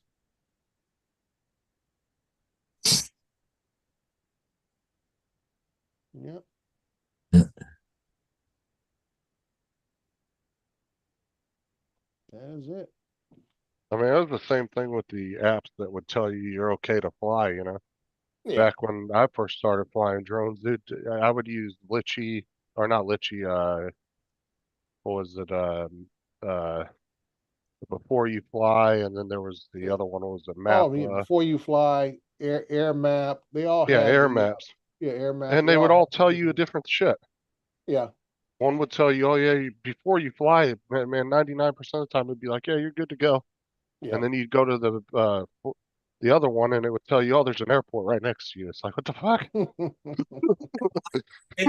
But this one here says only 2 mile an hour yet, but again, that 5 tornado. And this one. And the only thing I use apps for, which Aloft is the only one I use now, because most of them are falling by the wayside, is just for a Lance approval on the spot. That's about it. If I That's didn't all do it, if I didn't do it the night before, through the computer or something like that to get Lance approval, then sometimes I have to do it on the spot. Something unexpected comes up. Because I always like to have my stuff prepped the night before or a couple of days before. So when I get out there to fly, that's what I'm going to do. I'm just going to get out there and fly. Not have to worry about wasting time with the approvals and all that kind of stuff. It's already on the controller, imported over to the drone, and we're up and running. Yeah. That was what was funny is the FAA used to tell you use the Before You Fly app, but that one Yeah, was well, so inaccurate. and like we were talking about last night on a Bill show, things have changed so much over the last years. I mean, in drone technology and even regulations, you would think all this happened over the last 30, 40 years. But like you say, this has all happened within the last 5 to 7 years, to where things were mostly geared towards consumer and recreational flyers. Now all we talk about is enterprise level stuff and commercial use. You don't even hear nobody talk about the consumer level or the recreational flyers anymore. And that's why I was saying I was listening to Bill's show and comment in the comment section in the chat room is that, there's nobody advocating for the consumer level flyers out there, recreational flyers. The AMA has been exposed as not being who they say they are any longer. There is nobody else who directly represents the recreational flyer anymore. It's all about corporations and getting what they need for their enterprise or commercial level drones. No, that's because a lot of these, a lot of the recreational guys, which, I mean, but they're still clamoring about recreational stuff. Well, And I'm like, that's what I'm saying. That, like you say, it was the hobby that got us to where we're at, and now it's been left behind. I mean, a lot of these new regulations and things you're hearing about, the new Defense Act bill that has the basically a DJI ban dug deep down in it, is going after, you know, consumer and recreational flyers for the most part, and keeping them out of the commercial side of things. So it gives all these other companies, the Skydios, the is it Wing? I think it's Wing somebody. I can't think of it. I think it's Wing something. And a lot of these other American companies is giving them a leg up to get into the market, but none of them are making recreational consumer level drones. But they're changing the regulations of the airspace.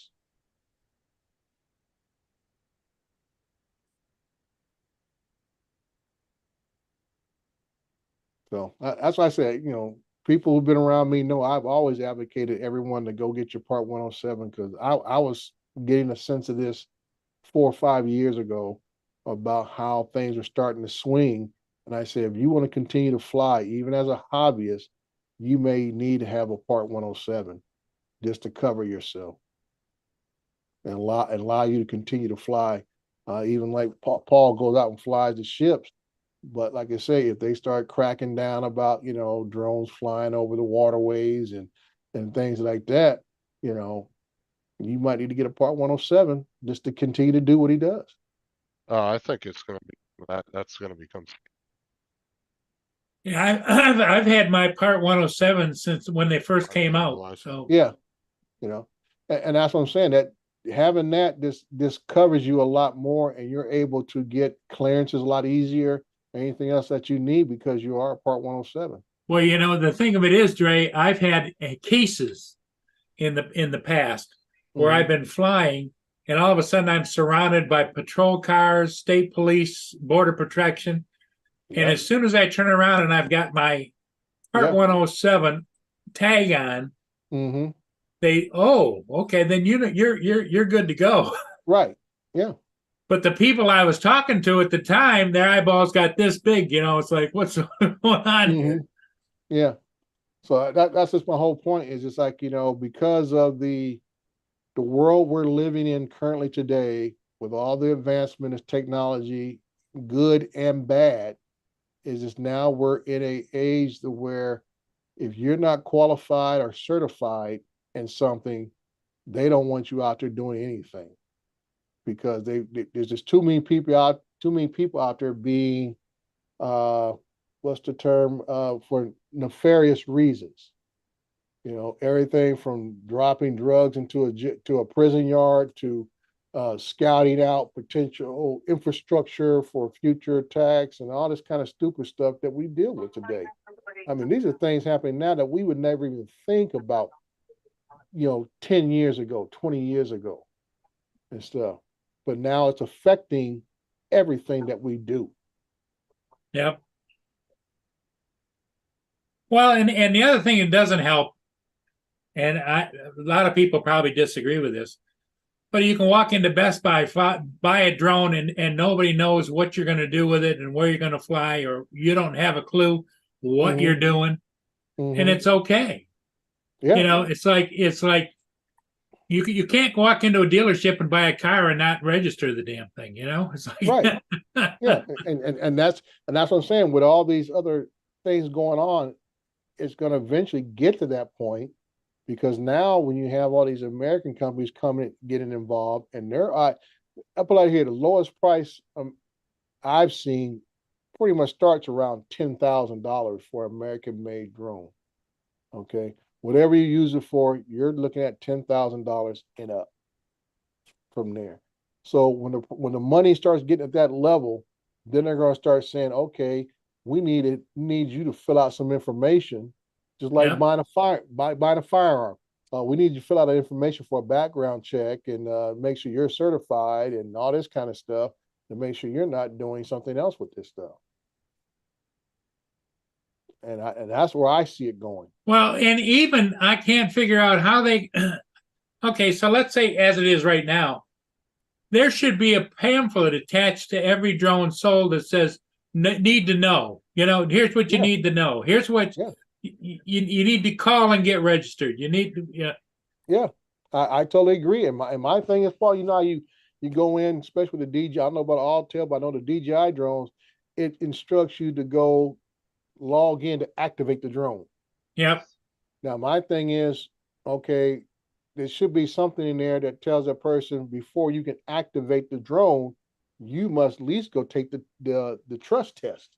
Yep. And that way we show proof that you take the trust test, then you can activate the drone and go fly. And I always say that's just the basic information and, you know, knowledge that you need to actually operate the drone in a safe manner. That way you can't get people saying, well, I didn't know, you know, Yep. doing the TJ move. Can Yep. I have that? Yep.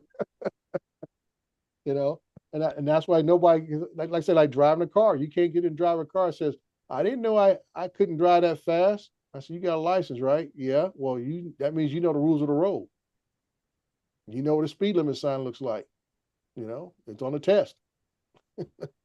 So there's no ignorance of saying that, you know, I didn't know I couldn't do that. So yeah, you knew because you're a licensed driver. Because like that last incident we had with the guy there in Ohio, bought the drone, Best Buy, took it out, says he wants to go show his friends how he can fly, and ended up flying the thing over the college football game Yep. and shut the whole game down. And I'm like, and he's sitting there saying, I didn't know. I mean, how you didn't know? I was like, yeah, like you say, you know, did you read anything? You know, did you do any little your homework? You just walked into Best Buy one day and says, let me have that off the shelf up there. Yep. Oh, and you charge it because you knew enough to charge the batteries up. You knew how to charge up the controller, and you fired it up. So that means you had to have some knowledge to get in there. Yeah, it's really something. Yeah. So that's what I'm saying. Just the direction I see from a legislation standpoint, what the industry itself is doing. Alltel has packed up its headquarters in America. They no longer have a headquarters in America. I guess as of last month, they packed up and headed back to, I guess, China or wherever else they may be. Yep. So they probably see what's coming. Yeah, well, like I say, you know, they see what's the writing on the wall. So it's like, hey, if we're not going to be able to fight this, there's no use us having a presence here, and we'll go ahead and set up elsewhere. But America is the largest market for consumer level drones. Even though they're sold worldwide, America is the largest market. And it hasn't hit its peak yet either. No, still hasn't. Because like I said, we're getting involved in so many industries that some of these consumer level drones can do the work. So everything doesn't require you to have a enterprise or commercial level drone. And most of them are huge. Nobody's making a one that fits in the palm of your hand and do thermal imaging. So a lot of these drones are still on the large side when you talk about enterprise and commercial level. So commercial drones are getting that. It's like a race cars. The technology is coming down to the lower levels. What was on the racetrack on Sunday is now on the showroom on Monday, as they used to say. Yep. And that's why I say things that are coming up in these Mini 3 Pros and Mini 4s and whatever else, Air 3s, you know, I say like I say, how amount of time? 5 years ago, the only drone that had a lot of these capabilities was the Phantom 4 Pro. Yep. You know, and that was it. There was nothing else that had these kind of capabilities and everything. And then you had the Mavic Pro, the original Mavic Pro, that had a lot of it, but it had a smaller sensor. And that's why I tell people, I said, if you want to get into commercial work, you'll never go wrong buying a used Phantom 4 Pro. you will always find work with that drone because it is the industry standard. You know, everything else that's come out has been basically offshoots of that drone. But that is the most complete drone that allows you to do inspection, cinematography work, mapping work. That drone can just about do it all. Yep. There's no limits on that drone. Well, it's kind of like the niche that the Inspire went into as far as Yeah. commercial, Right. because it had the changeable camera and all that kind of Right. stuff, you know, and Mhm. but you don't hear anything too much about Inspires anymore because everybody's gone smaller and lighter and Right. Well, like I said, those smaller drones have gotten better with the sensor technology, Yep. the quality of the work they can do. And like you say, it's smaller, not as intrusive and Well, look at everything. the progression with the minis over the last few years, right? I remember Yeah, when the that's what Mini we're talking One and about. when the They've Mini One and evolved. Mini Two came out, everybody Yeah, was like, "Oh, why doesn't it have an obstacle avoidance? Oh, it's too much to put in a package that small." And then what happened? The Mini Three came out, there you go. and then And the like I Mini was saying, Four. Justin, all this has happened in such a short span of time. You know, we think in our heads that, oh, like it's been a decade or two, but this has all been done in the last 5 years. Just in the last 5 years, all this has been done. Because, like you said, drones have been around since the early I say mid 2000s. You know, DJI first comes on the scene around 2011 or 12, whatever, around there with the first Phantom at a consumer level. And then it kind of evolved from there. But I say from 2015, 2016 on, things have just exploded and stuff. And then once we got to Well, the Phantom 4 Pro at 2017, I say things have just been going at lightning speed. yep. well, I think the FAA is going to require everybody to be 107 anyway because so many people. There's a lot of people in the drone community that went out and got the 107 Hmm. as more of, I would say, just a status thing than actually doing work with it. They Well, just that's wanted my to whole say that's I my whole had it, point. That's just my whole point. right? I believe that is where we're gonna go to. And like I say, regardless if you do it for work or not, it's just like I tell people with regular man aircraft. There's tens of thousands of people who have private planes, but they are licensed pilots. Right. And that's where I think the drone industry is going. I said, regardless if you use it for commercial use or not, we want you to be a licensed or certified pilot. That means you have knowledge of how to operate this thing properly and get away from the guy who can walk into Best Buy and buy it off the shelf and go do whatever. You know, I can't go out to my local airport and says, let me rent a plane for a couple hours and I just want to see what happens.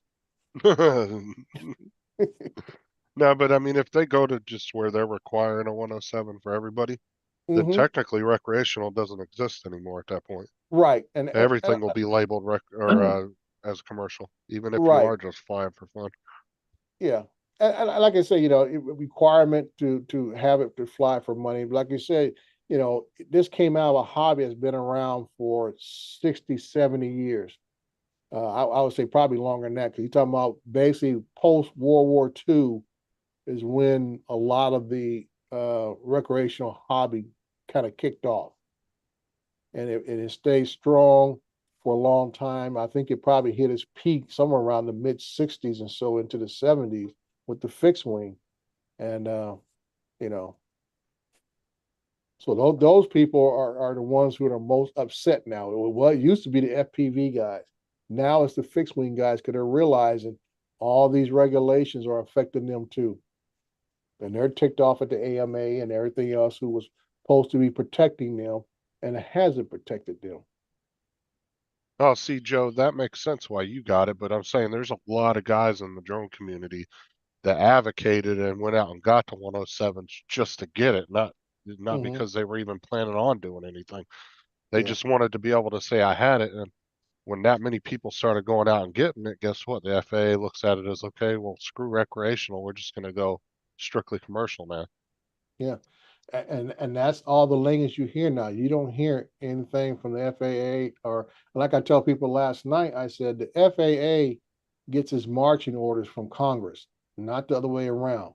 Yeah, exactly. And that's why I say whatever Congress wants to do as far as regulating the skies or the operators, whatever else, the FAA pretty much has to follow suit unless they can find out in a court case where it's unconstitutional, violation of people's rights or something like that to intercede on those individuals' part. But other than that, Congress sets the marching orders for the FAA. Yeah, because a lot of people. And that's where remote ID came from. It I came remember from when Congress. when people were trying to make the argument, they're like, "Well, you know, it's invasion of my privacy. You flying over my house." I'm like, "Well, then they would have to tell every plane in the sky Right, you can't fly over somebody's house, and then where the hell are they going to go?" right. And that's why I had to explain when they Regardless were if having there's a that big camera. hoopla about remote ID, I had to explain the court case. The court case goes back to World War II, to where people were under the impression that whatever your property, it went to infinity. I said, no, the courts ruled on that and says no, because they said that means everybody would have a case on every aircraft that flew across their property. And I said, going forward in modern aviation, that is no longer the case. He said that the national airspace belongs to the general public, not individuals. Well, I it mean, wasn't it a historic court case with a pig farmer? Because Well, this guy was the a bombers chicken. were flying over his pig farm. Yeah, that's what I say. That's the case. I think it was a chicken rancher, and I want to say it was in I want to say North Carolina. I read the case and I explained it to people online when XJet was trying to get his army together to fight against remote ID. I said, dude, and all these guys talking about it's a violation of my Fourth Amendment. I said, no, it's not. I said, you could. Everybody's saying the same thing. Well, I own the airspace above my. I said, no, you do not. I said, Congress gave that authority to the FAA in 1958. and if you go by the language on that, it says you have what any usable airspace, which is literally whatever the Right. amount of space your structure is Yeah. taking up. So Basically, if you're anything above the ground itself, period. right, What, so like whatever, you know, if your house is a one-story house and it's taking up 15 feet of the airspace, that's your usable airspace. right, But anything past an inch over that roof, that really isn't right. yours. What they call navigable airspace. Yeah. So, and that's why you try to, and I try, that's when I did my videos. I brought the cases up, explained them cases, even gave the opinion of the judges that were, that made their decisions. Because people hear stuff and they don't do their own homework on it, and everybody assumes, well, oh, you're violating my Fourth Amendment rights, privacy, and I own the. I said, no, you don't. And I always tell people, I said, well, I'll prove it to you. Here's a court There, case right here.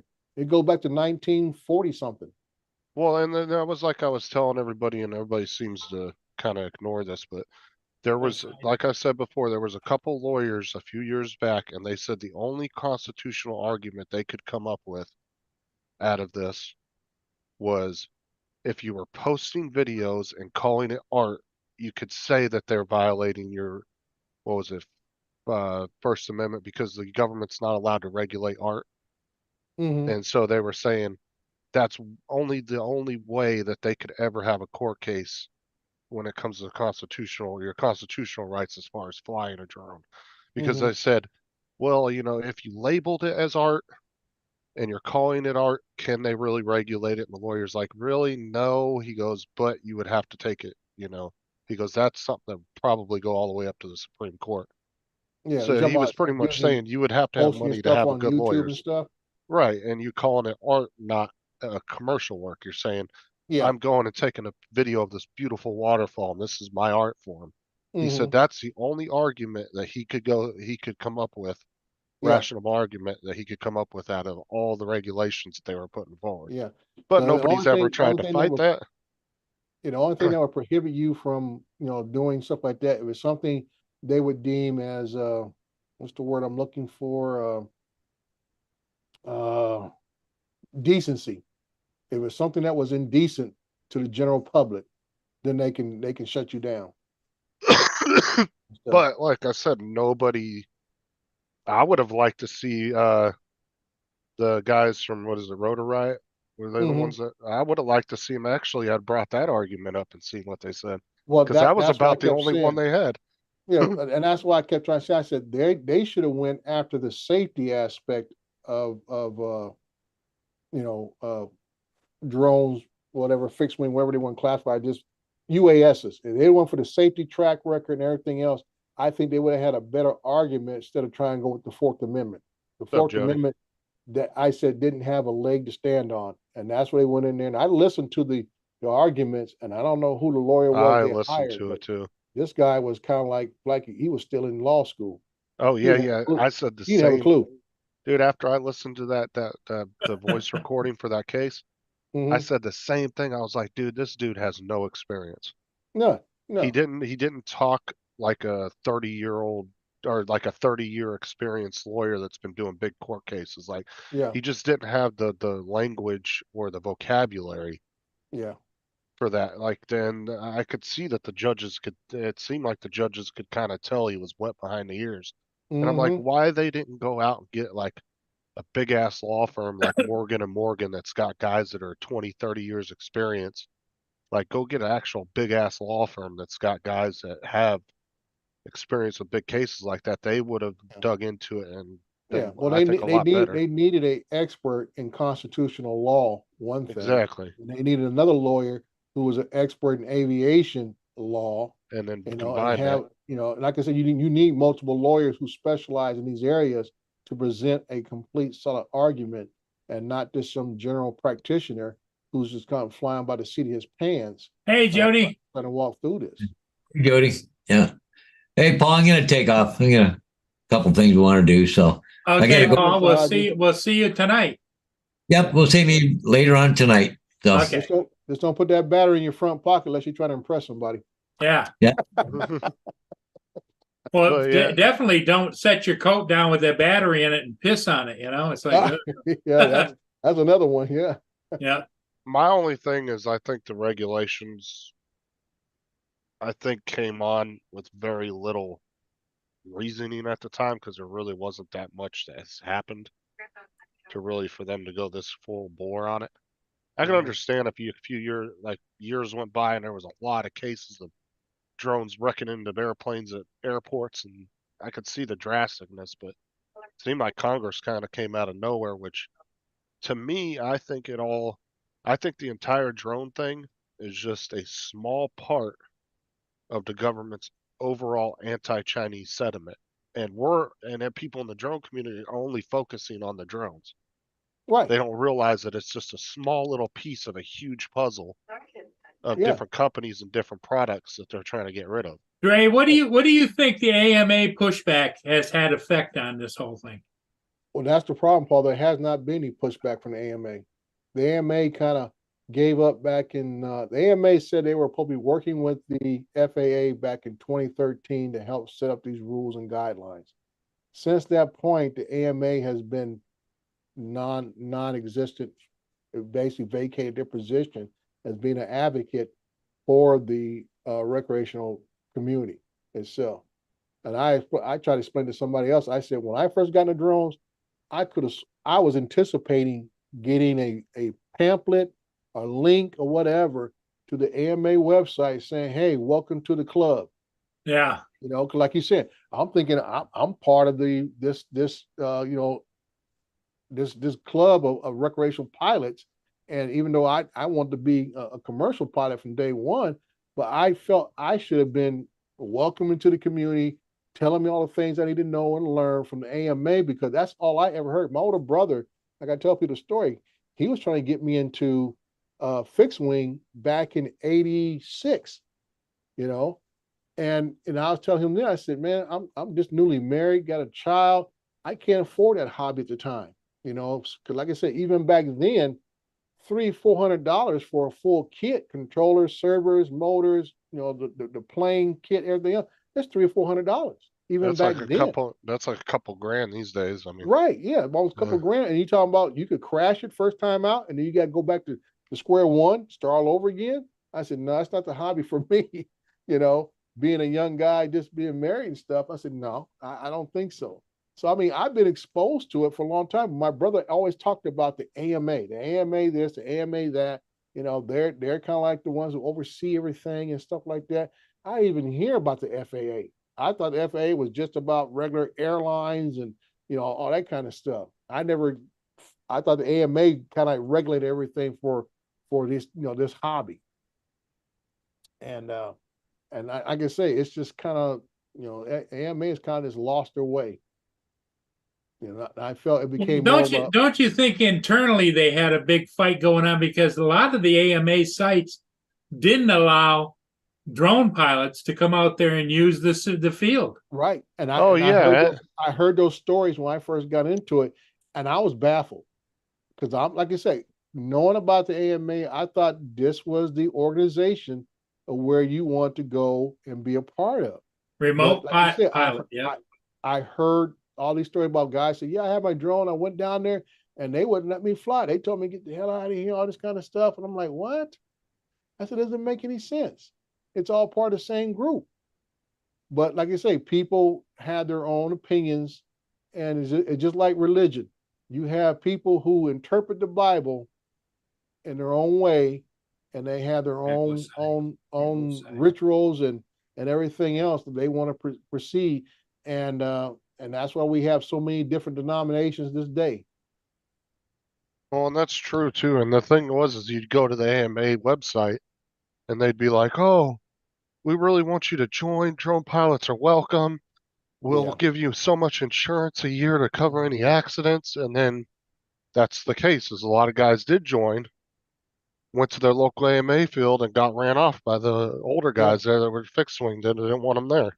Well, like I said, it became more of a corporation mindset than it was of a recreational advocate, where we want you to sign up, pay your dues, get that money, and then you go out there and do the practical application of what you want to do, and you're getting ran off the location.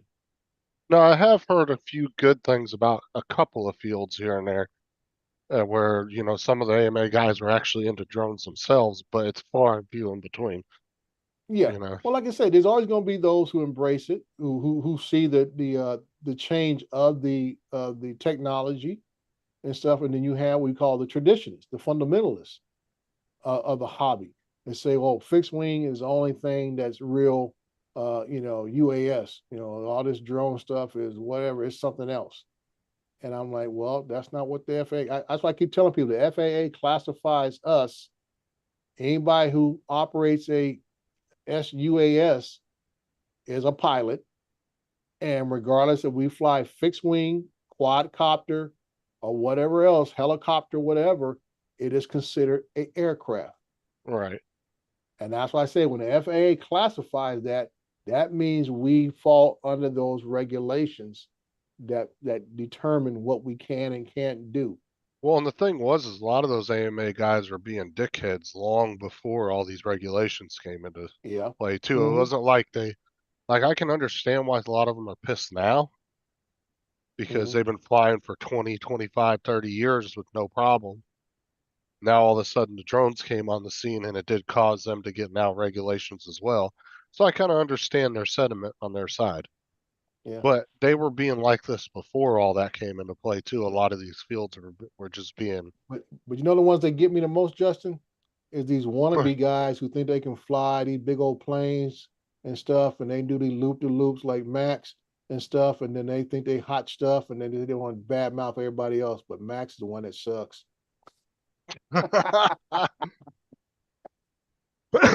Is he in the chat still? Yeah, he is. I don't know. I saw him over there. Yeah, he is. That's why I threw that at him. But yeah, like I was half tempted to join the AMA when I first got into drones, and then I want to say 2 weeks before I did it, or before I was going to do it, I remember that's when I started hanging out with Jim and everybody, and they were all talking, no, don't do that, because you're going to go to the field and they're not going to want you to fly there and all this. I was like, okay, never mind. Yeah. So as I said, I was completely shocked when I got into it. And like I said, you know, I bought my first drone back in 2018, And I was totally just shocked that I did not see or hear this information from anybody about being a part of the AMA and all this kind of stuff. And almost like I said, it was just for the fixed wing individuals and stuff. And I'm like, wow, I thought it was all people who did hobby flying, you know, and went from there. But you know, Yeah, and like I said, I totally understand some of these guys now that are upset about it because, you know, they haven't really bothered anybody. They have flown in the same field for years and mhm, weren't really flying over people's houses or anything like that. Now all of a sudden they're getting regulations pushed on them. I kind of understand it. right. Like I Why they said, get, they're the ones that are highly upset. But you know, getting back to Max, I think Max is a plant. You know, I think he just infiltrates groups and then he tries to gain information and stuff, and he goes back and run and tells the people at the AMA. sounds about right. What? Yeah, stop.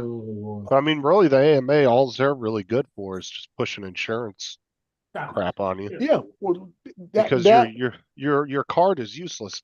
Like I said, you can go to a local AMA field, but then they all have their own like No. what do we want to say like pit bosses at each yeah, field, and well, they like I can said, they tell you have to their leave. own little local rules and regulations. I'm like, well, hey, if you guys are supposed to be following the AMA, you know, regulations or guidelines, you can't.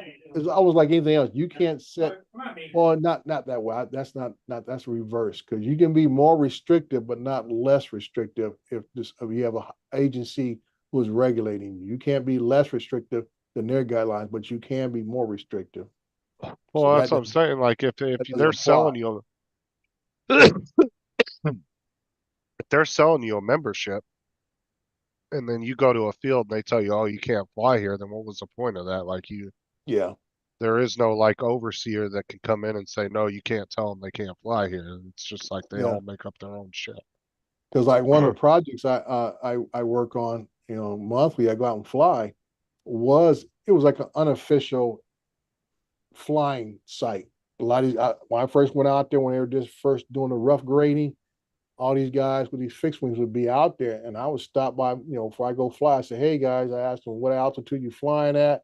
I would tell them who I am. I'm here. I'm hired by the developer to do the mapping of the site. I'll be at this altitude, so I appreciate if you know if you guys stay out of my way, I'm gonna stay out of your way. And that was Right. my courtesy talk to them each time I would go out there. Now they got houses out there. Them guys are completely been ran off and stuff. Oh, what an old AMA field? I don't know if it was an official AMA field, but I know that it was like a group of them, about 5 or 6 guys would be out there every weekend flying. Okay. And I come out there once a month and I would just stop and let them know who I was, what I was doing. And I tell them what I'm going to be doing, what altitude I'll be flying at, because I flew it right at 400 feet to map that area. And, you know, and I just tell them, I say, hey, I'm not coming down unless I'm landing. And I appreciate you guys don't go no higher up just to stay out of my airspace, and I appreciate it and stuff. Yeah, see, I think Max does work for the AMA. Look, he's in there trying to hawk AMA memberships. He's like, yeah, we have designated areas for drones. Don't worry about it. Yeah, Just pay yeah. those fees. I mean, some AMA fields, like I said, there are some that people have talked about, you know, on different live streams where they do have designated areas and they're friendly with them. But like I said, it's kind of far and few in between. Not all of them have that. Yeah, It depends on how big your field is too. yeah. And like I say, you know, for me, the only registered field close to my area is up in Hesperia, up in the high desert. I never been to it, but like I say, you know, once again, you know, I said, why would I want to drive up to Cahoon Pass and you know just to go fly? Right. You know, I'm like, Well, I most got all drone this stuff pilots open don't space. want to fly in a fixed area because they're trying to get shots of stuff. Right. And that's what I'm saying. It's a different type of flying, different type of mindset, especially when you got GPS drones or what you're trying to capture, compared to I would say fixed wing is actually about flying, just like Right. FPV is actually about flying. You know, Yeah, there a lot of theirs the is thing doesn't stay in visual. the air by itself. You Yeah, have a to lot of actually theirs is maintain visual control. line of sight flying.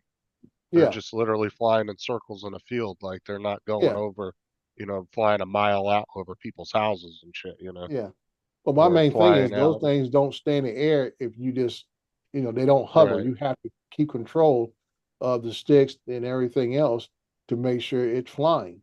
Right. You're not dive bombing or taking Yeah. photos of the, waterfalls or anything like that. hmm So, like I said, it's a different type of mindset of what you're trying to accomplish. Where with GPS drones, yes, we're up there, can hover, rotate around, get a nice landscape shot, whatever else we're trying to do, and that kind of stuff. So it's a different type of thing. But it's like I say, according to the FAA, we're all bunched in as the same group, and that is the issue right there. Because I know a lot of the fixed wing guys want to be put in a separate category by themselves. FPV wants to be put in a category by themselves. I said, well, that's a whole nother egg to crack. I mean, And I kind of think it should to a certain extent, only because it's different types of flying. But at the same time, I mean, they're having big enough problem just doing overall regulations. So to do individual ones is kind of, I could see I don't know if Have they're any of you even guys capable heard of of that. anybody doing fixed wing that has some kind of a computerized autopilot on board? Max would know that. in today's world, Paul, I would say I know it's possible. It's like a pre-programmed flight. I mean, You, Max might know that question. I mean, he flies fixed wing. yeah. I'm just saying that with the technology we have, I can Oh see it yeah, being possible. yep. Yeah, it's like auto landing, auto return, all that kind of stuff. Yeah, I think it can be quite possible to address. I mean, I remember back in the days, Paul, when we came up when we had the first little automated remote control cars that you had to cut out a little die that you put in the bottom of the car, and it will follow a pattern and stuff. You start at one point, and it would go through these different turns and stuff like that, and finish at another point, or come back to the original point. So the technology is there. I just haven't seen anybody talk about it. Yeah, yeah. I wouldn't be surprised though if they're not using more. I mean, it would make sense that they'd be using more high tech stuff these days. I Mhm. mean, it probably depends on the pilot too. I mean, the older guy that's been flying his plane the same way for 30 years might not embrace it as much as maybe a younger person coming into the hobby that might, decide to put an FPV camera and a bunch of other shit onto a plane. Mhm. You know, Yeah. Somebody's show I was on the other day. I wasn't last night Bill's show, but somebody else that showed a plane that had a FPV camera in the cockpit that rotated. As he flew, the camera also moved as the plane moved. If he was banking right, the camera moved right to show the bank and everything else. well, So Max, yeah, answered your guys' it's question. there.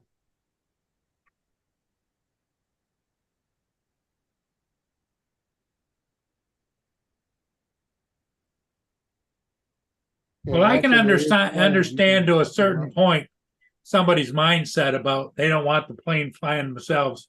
I get it because I've never used the return to home button on the aircraft. Mm-hmm. I fly it home, I fly it out, I fly it around. Right. Yeah. And Max is just saying there are planes you can set them up to be stabilized, take off, circle, land, uh, front, bottom, facing cameras. Yeah, so they're out there. I that's what I said. I imagine they are. I've seen some things on YouTube that these guys got cameras in the cockpits and under the wings or on the body itself, and Well, I'm sure they do they go. It's kind of like a waypoint thing that they can set up. Yeah, like I said, like a waypoint system that you would set up and go there.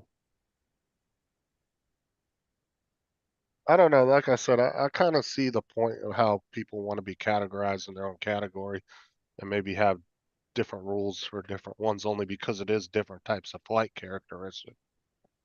Right. But Like I said, I'm not against that. I think that would be excellent because of where the industry has grown.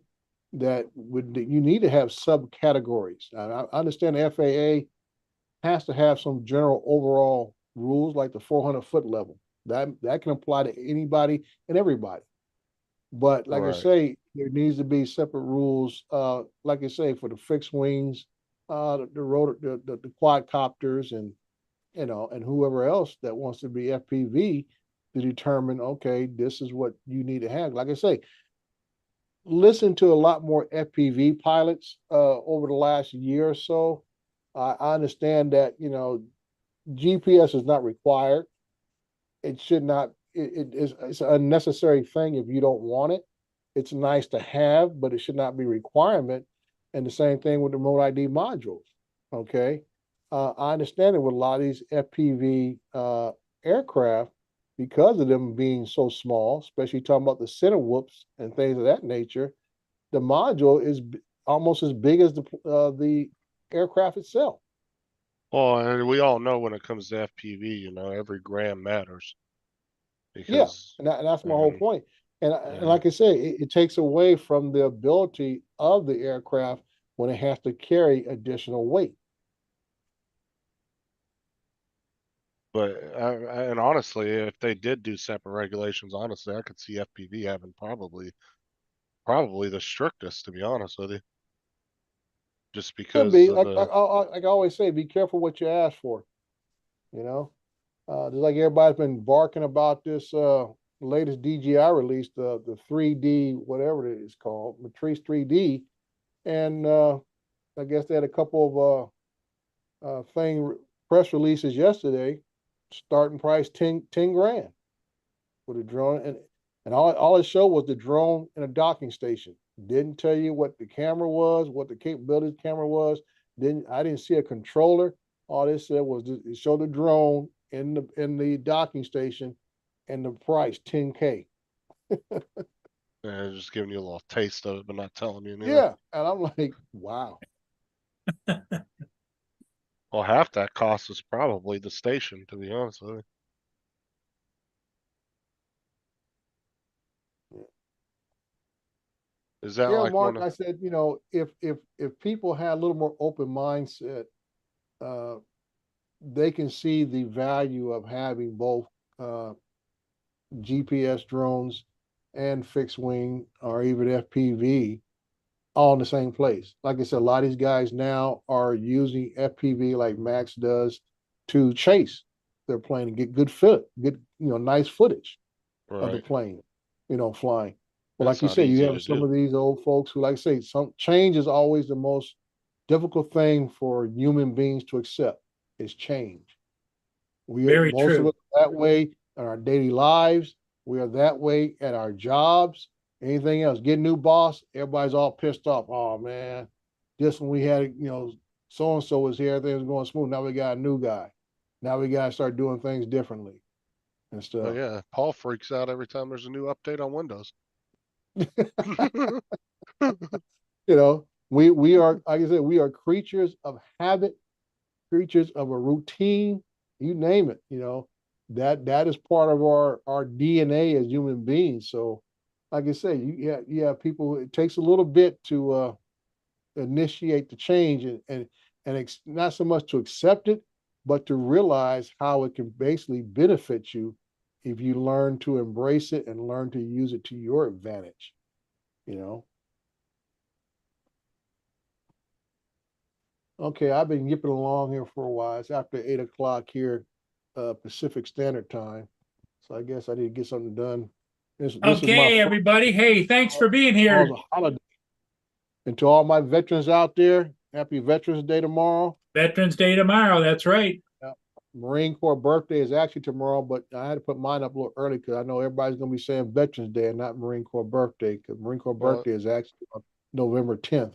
Joe And then we're actually said celebrating happy Veterans birthday Day. to you earlier in the chat Who's that? about that. Joe did. He said it earlier in the Yeah, chat to yeah, you. yeah. Joe and I are fellow. I say we are Marines who are no longer active, but we are still Marines. You're And still once a Marine, always a Marine, right? That's right. That's right. And and Jason that's as why I well. got my new poster behind my head here. I got that done as a Veterans Creed and stuff. Yep. Yeah, Jason too. Yep. yeah, Jason's a retired Marine too. Yeah. Okay, everybody. Hey, thanks for being here. We'll see all of you again later today. Later, guys. All right. Dre, Take care. thanks for coming in. Justin, as always, my co-host. We'll talk to you again soon. I'll see you later. Bye for now.